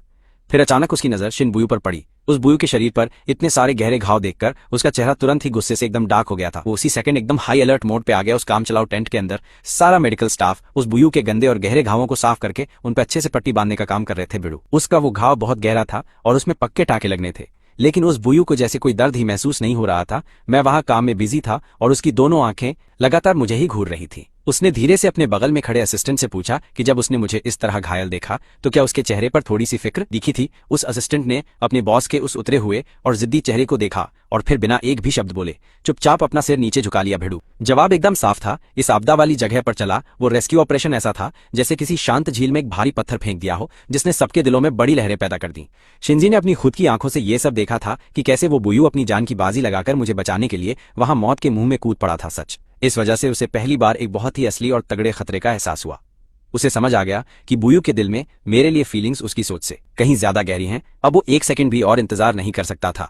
इसलिए जब उस जगह पर बचाव का काम लगभग सेट हो गया और हमारी टीम के वापस घर लौटने से ठीक एक रात पहले शिंजी ने कोई फालतू का बड़ा ड्रामा या तमाशा नहीं किया। इसके बजाय उसने एक शांत जगह चुनी, उस टेंट के पास ही एक छोटी सी पहाड़ी पर जहां से तारे एकदम साफ दिखाई दे रहे थे। भाई कसम वहां सिर्फ हम दोनों ही थे। रात की ठंडी हवा चल रही थी। शिंजी ने अपने बगल में खड़े होकर मुझे तारों भरे उस खुले आसमान की तरफ ऊपर देखते हुए प्यार से देखा।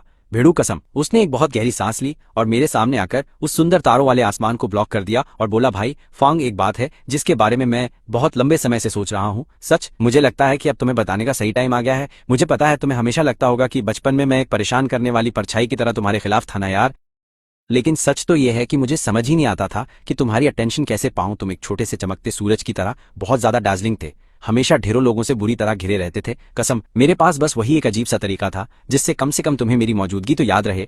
फिर जब मैं थोड़ा बड़ा हुआ तो मैंने अपना पूरा दिन बस उस बार में दारू पीते हुए ही निकाल दिया था। असल में ऐसा इसलिए था क्योंकि जब भी मैं तुम्हें उस बुयू के साथ देखता था तो मेरा दिल बुरी तरह से टूट जाता था और मुझे बिल्कुल कुछ समझ ही नहीं आता था कि मैं आखिर क्या करूं। मैं सिर्फ उसी घटिया तरीके से खुद को सुन कर सकता था और मन ही मन ये उम्मीद भी करता था कि तुम मेरा वो टूटा हुआ दिल एक बार देखो कि ऐसा नहीं है कि तुम्हें कोई भी नहीं चाहता। वो 3 साल जब मैं विदेश गया था मैंने बिना सोचे समझे तुरंत ही तुम्हारा पीछा करना शुरू कर दिया था और इसका कोई दूसरा रीजन नहीं था, सिर्फ इसलिए क्योंकि मैं तुम्हें बहुत ज्यादा पसंद करता हूं। जब हम छोटे थे मैं तो तब से ही तुम पर पूरी तरह से फिदा हो गया। उसकी ये सारी गहरी बातें सुनकर मैं बहुत देर तक एकदम सन्न रह गया। इन 3 सालों में उस टूटे हुए दिल वाले बंदे ने मेरे लिए कितना कुछ किया है, मुझे उसकी हर एक छोटी बात अच्छे से याद है। जब मैं एक अनजान देश में अकेला था तो उसने मेरे उस अकेलेपन में मेरा पूरा साथ दिया था। जब मेरे करियर की वॉट लगी हुई थी तब भी उसने एकदम चुपचाप मुझे फुल सपोर्ट किया। जब मैं बीमार था तो वो पूरी रात मेरे पास ही बैठा रहा। उसने मेरे हर एक डिसीजन की रिस्पेक्ट की और मुझ पर कभी भी कोई फालतू प्रेशर नहीं डाला। उसी पल उस टूटे हुए दिल वाले बंदे ने अचानक से नीचे बैठकर मेरा हाथ अपने हाथों में ले लिया और बोला, फांगशु, मुझे पता है कि तुम्हारे दिल में अभी भी बहुत गहरे घाव हैं। तुमने अभी तक अपने पास्ट को पूरी तरह से नहीं भुलाया है। मैं कोई जल्दी में नहीं हूं, मैं आराम से वेट कर सकता हूं। मैं बस तुमसे ये पूछना चाहता हूं, क्या तुम मुझे एक चांस दे सकते हो? मैं तुम्हारी गर्लफ्रेंड बनकर तुम्हें बहुत अच्छे से और प्यार से ट्रीट करना चाहती हूँ। मैंने उस टूटे दिल वाली लड़की को देखा जो मेरे साथ बड़ी हुई थी, जिसने मेरी खुशी और आंसुओं को देखा, लेकिन मेरे सबसे मुश्किल वक्त में भी उसने मेरा साथ कभी नहीं छोड़ा। मैं बहुत लंबे समय तक एकदम शांत रहा, इतनी देर तक कि उस बेचारी का दिल लगभग डूबने ही वाला था। लेकिन आखिर में मैंने बहुत ही प्यार से अपना सिर हाँ में हिला दिया और मेरे चेहरे पर एक प्यारी सी मुस्कान आ गई। तुमने मुझे इतना तगड़ा कन्फेस किया है तो मुझे तो इसे एक्सेप्ट करना ही था।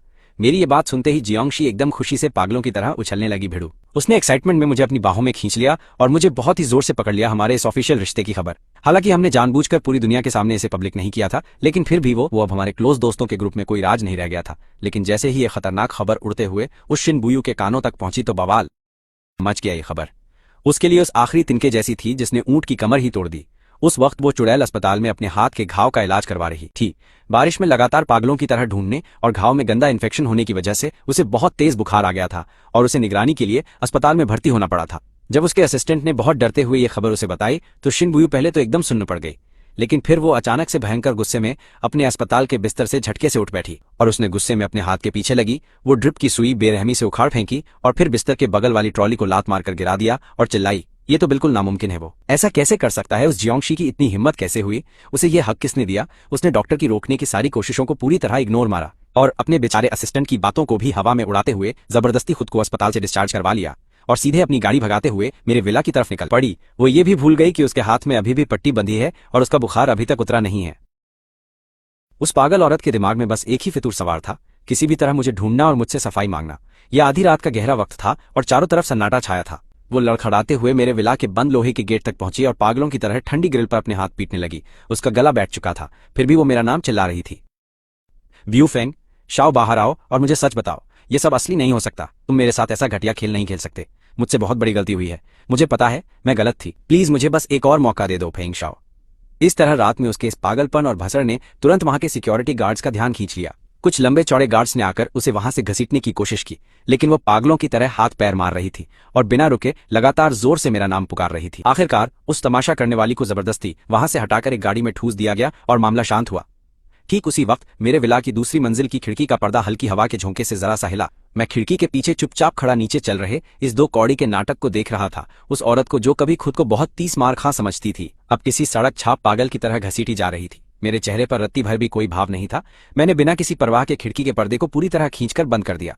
अगले दिन मैं धूप से भरी बड़ी सी खिड़की के पास बैठकर एक नई आई हुई फिल्म रील को आराम से पलटकर देख रहा था, जबकि मेरी बंदी शियांग सिंजी वहीं नीचे जमीन पर बैठी थी। वो कालीन पर पालथी मारकर अपने लैपटॉप पर बिजनेस के जरूरी काम निपटा रही थी। बीच बीच में वो प्यार से मेरी तरफ देख लेती थी, लेकिन इस प्यारे से माहौल में अचानक मेरे टैबलेट पर एक ब्रेकिंग न्यूज का नोटिफिकेशन आया, जिसने पूरी शांति भंग कर दी। खबर थी कि देश की जानी मानी कंपनी फैंग ग्रुप के सबसे बड़े मालिक फेंग मिंगहोंग पर बहुत बड़ा आरोप लगा है। उस पर सरकारी पैसों के गबन और भारी टैक्स चोरी का एकदम सीधा शक था, जिसके चलते पुलिस ने उस नीच को आधिकारिक तौर पर गिरफ्तार कर लिया है। इस कांड से मार्केट में तगड़ा भूचाल आ चुका था। फेंग ग्रुप के शेयर्स औंधे मुंह गिर गए और कंपनी का पूरी तरह से बटाधार हो गया। दिवालिया घोषित होते ही संपत्तियों की नीलामी की सनसनीखेज खबरें सामने आने लग गई। स्क्रीन पर एक के बाद एक आ रही ये बड़ी और कड़क हेडलाइंस किसी के भी तोते उड़ा देने के लिए काफी थी।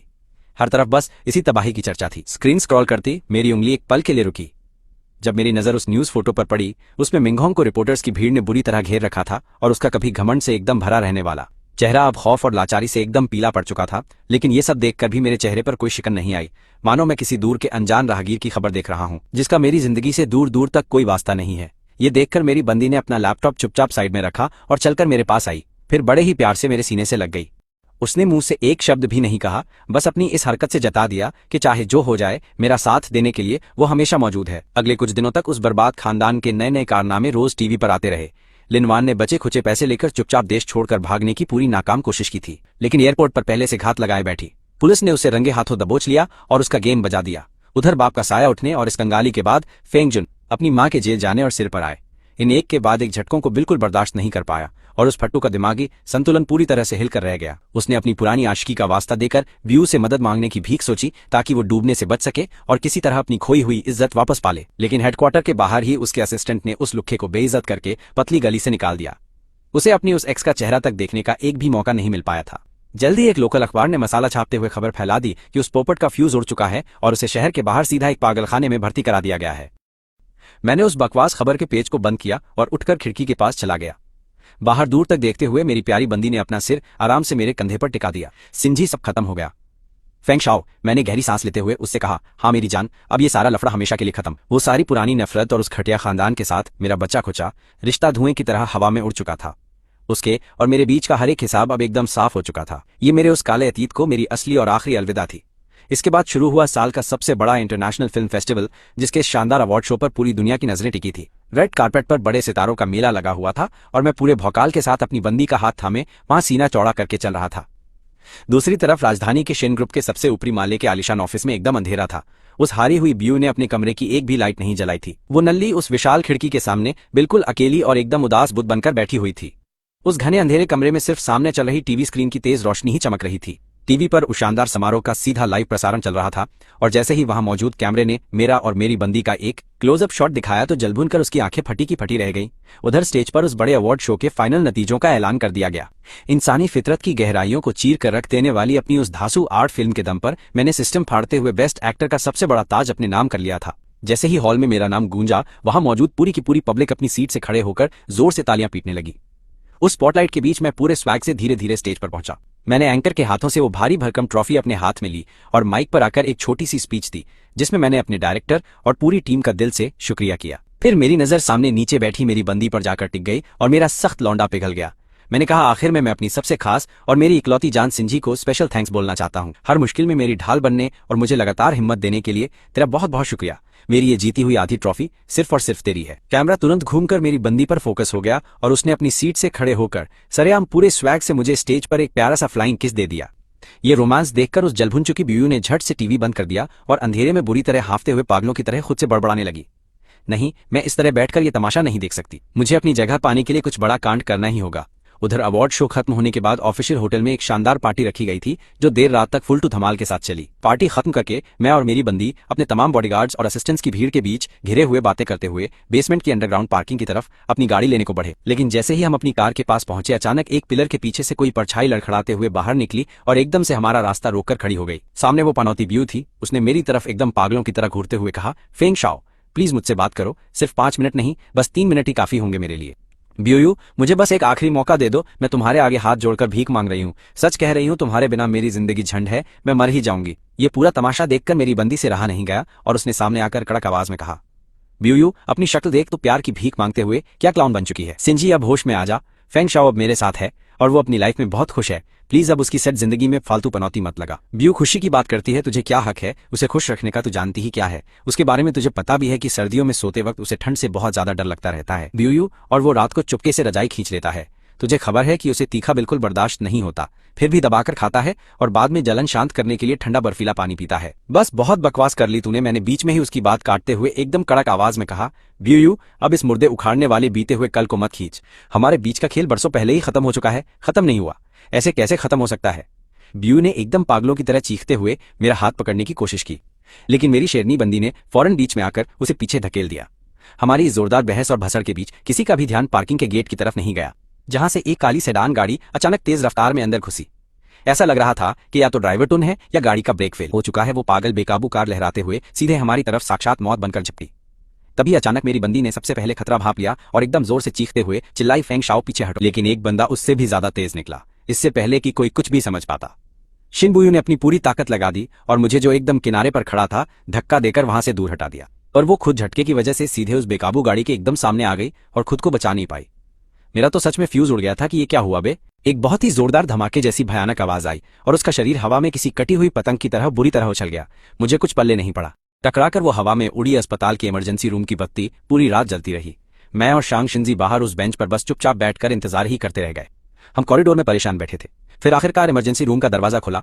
डॉक्टर साहब एकदम थके हुए बाहर आए और उन्होंने हमारी तरफ देखकर हमको उसकी असली हालत के बारे में बताया। डॉक्टर बोले, उसकी चोटें सच में बहुत ज्यादा गंभीर हैं। शरीर में कई जगह हड्डियां टूटी हैं और अंदरूनी खून भी बह रहा है, लेकिन पूरी जान लगाकर बचाव करने के बाद अब हालात थोड़े से काबू में। वो फिलहाल सीधे खतरे से बाहर आ गई है और उसे निगरानी के लिए आईसीयू में शिफ्ट कर दिया गया है, लेकिन अभी भी वो पूरी तरह खतरे से बाहर नहीं है, इसलिए उस पर कड़ी नजर रखनी होगी।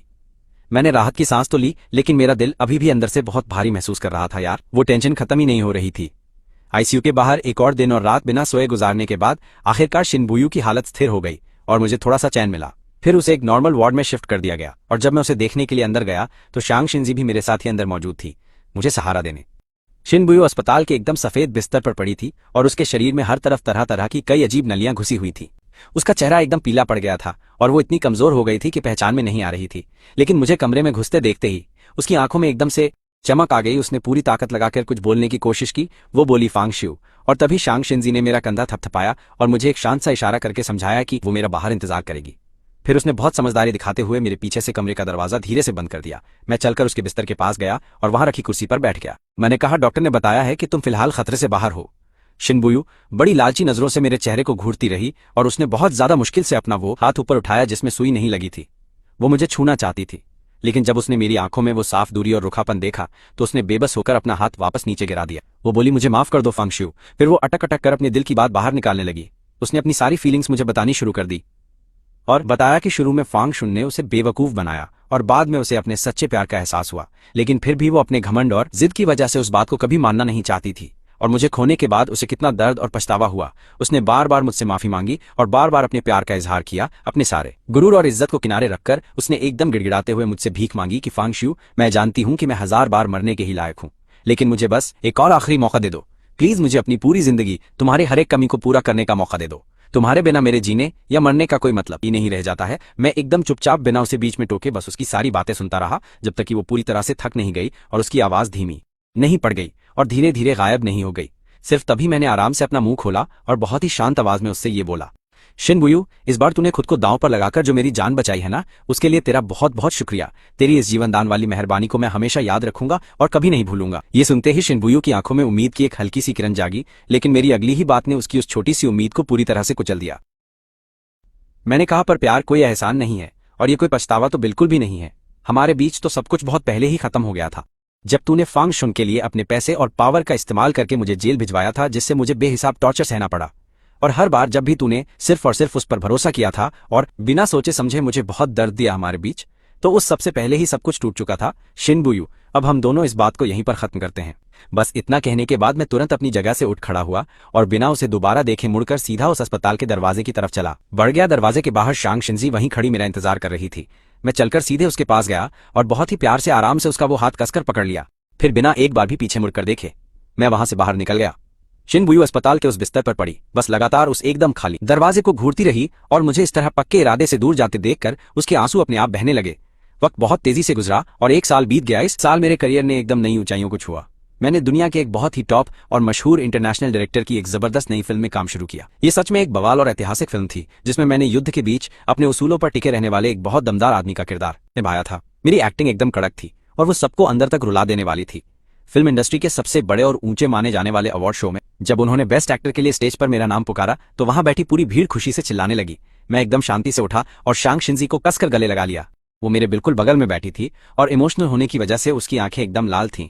फिर मैं दुनिया भर में देखे जा रहे उस स्टेज की तरफ चल पड़ा। उन तेज लाइट्स के नीचे खड़े होकर मैंने सिनेमा के सबसे बड़े सम्मान वाली ट्रॉफी अपने हाथों में मजबूती से पकड़ी और फिर मैंने अपनी वो स्पीच दी जिसमें मैंने अपनी पूरी टीम को और अपने परिवार और उन सभी खास दोस्तों का शुक्रिया अदा किया जिन्होंने हमेशा मेरा साथ दिया है। और फिर सबसे आखिर में मैंने सामने बैठी उस अकेली लड़की की तरफ देखकर कहा कि मैं ये सबसे बड़ा सम्मान अपनी प्यारी सी मंगेतर शांग शिंजी के नाम करना चाहता हूँ, जिसने मुझे हमेशा ये सिखाया है कि सच्चा प्यार इतना ज्यादा खूबसूरत हो सकता है और तुमने ही मुझे खुद को एक और बेहतर इंसान बनाने की हिम्मत दी। मिशन, मैं अपनी बाकी की पूरी जिंदगी में सिर्फ तुम्हारे साथ और तुम्हारे रास्ते कदम पर चलने का इंतजार कर रहा हूँ। इसके तुरंत बाद कैमरा सीधे शांग शिंजी के खूबसूरत चेहरे पर फोकस हो गया। वो पहले से ही अपनी जगह खड़ी थी और उसने स्टेज पर खड़े मेरे लिए प्यार से आई लव यू का इशारा किया। ठीक 1 हफ्ते बाद एक प्राइवेट जगह पर बहुत सादी लेकिन प्यारी शादी हुई, जिसमें सिर्फ हमारे सबसे करीबी परिवार वाले और कुछ खास दोस्तों को बुलाया गया था। वहां धूप, हरी घास, फूल और सफेद पर्दा था। मैंने अपने डिजाइनर दोस्त का बनाया एकदम सिंपल लेकिन क्लासी सूट पहना था और मैंने बड़े प्यार से अपनी शांग शिंजी की बाहों में मैंने वो शानदार सूट पहना था जिसे मेरे एक बहुत ही खास दोस्त और बेहतरीन डिजाइनर ने सिर्फ मेरे लिए अपने खुद के हाथों से तैयार किया था। मैं बड़े प्यार से शांग शिंजी की बाहों में बांह डालकर फूलों की पंखुड़ियों से ढके हुए उस खूबसूरत रास्ते पर आगे बढ़ा। हमारी इस शादी के कार्ड कुछ पुराने और गुजरे हुए लोगों को भी भेजे गए थे, जिन शिन कॉर्पोरेशन के सबसे ऊपर वाले बड़े से ऑफिस में शिनबुयो उस कांच की बड़ी सी खिड़की के सामने एकदम चुपचाप खड़ी थी और नीचे उस भीड़ भाड़ वाले शहर को घूर रही थी। वो पहले से काफी ज्यादा पतली लग रही थी। उसकी टेबल पर हमारी शादी का वो खूबसूरत कार्ड बिना छुए बिल्कुल वैसा ही रखा था। शादी वाले दिन वो हमारी शादी में बिल्कुल नहीं आई। वो बस उसी पुराने ऑफिस में गई जहां हमने कई सारे बवाल किए थे। तभी अचानक से फोन की स्क्रीन चमक उठी। वो एक अनजान नंबर से आया हुआ मैसेज था जिसमें कुछ लिखा नहीं था, बस एक फोटो थी। उस फोटो में मैं एक बहुत ही शानदार सा सूट पहने हुए तेज धूप में खड़ा था और पूरी खुशी के साथ कैमरे की तरफ देखकर मुस्कुरा रहा था। कुछ ही सेकंड बाद एक और नया मैसेज आया जिसमें सिर्फ इतना लिखा था, शिनबुयू, मैंने तुम्हें माफ कर दिया है और मैंने खुद को भी अब आजाद कर लिया है। अपना ख्याल रखना शिनबुयू। वो बिना पलक झपकाए बस लगातार उस फोटो और उन शब्दों को देखती रही। उसका दिल किसी भारी चीज से टकराने जैसा दर्द महसूस कर रहा था। उसने अपने कांपते हुए हाथों से उस फोन की स्क्रीन को छुआ और मेरी खुशी भरी मुस्कान पर हाथ फेरा और आखिरकार उसके आंसू बेकाबू होकर बहुत ही बुरी तरह से बह निकले। मोटे आंसुओं की बूंदें सीधे फोन की स्क्रीन पर गिरने लगी। वो एक ही वक्त पर किसी पागलों की तरह रो रही थी और जोर जोर से हंस भी स्क्रीन पर टपकने लगी। वो एकदम उसी पल किसी पागलों की तरह जोर जोर से रो भी रही थी और साथ ही साथ बहुत बुरी तरह हंस भी रही थी। और फिर एकदम आखिर में हार कर उस पागल लड़की ने अपने उस फोन को अपनी छाती से बहुत ही कसकर एकदम मजबूती से हमेशा के लिए चिपका लिया और बस वहीं बैठकर तड़पती रही।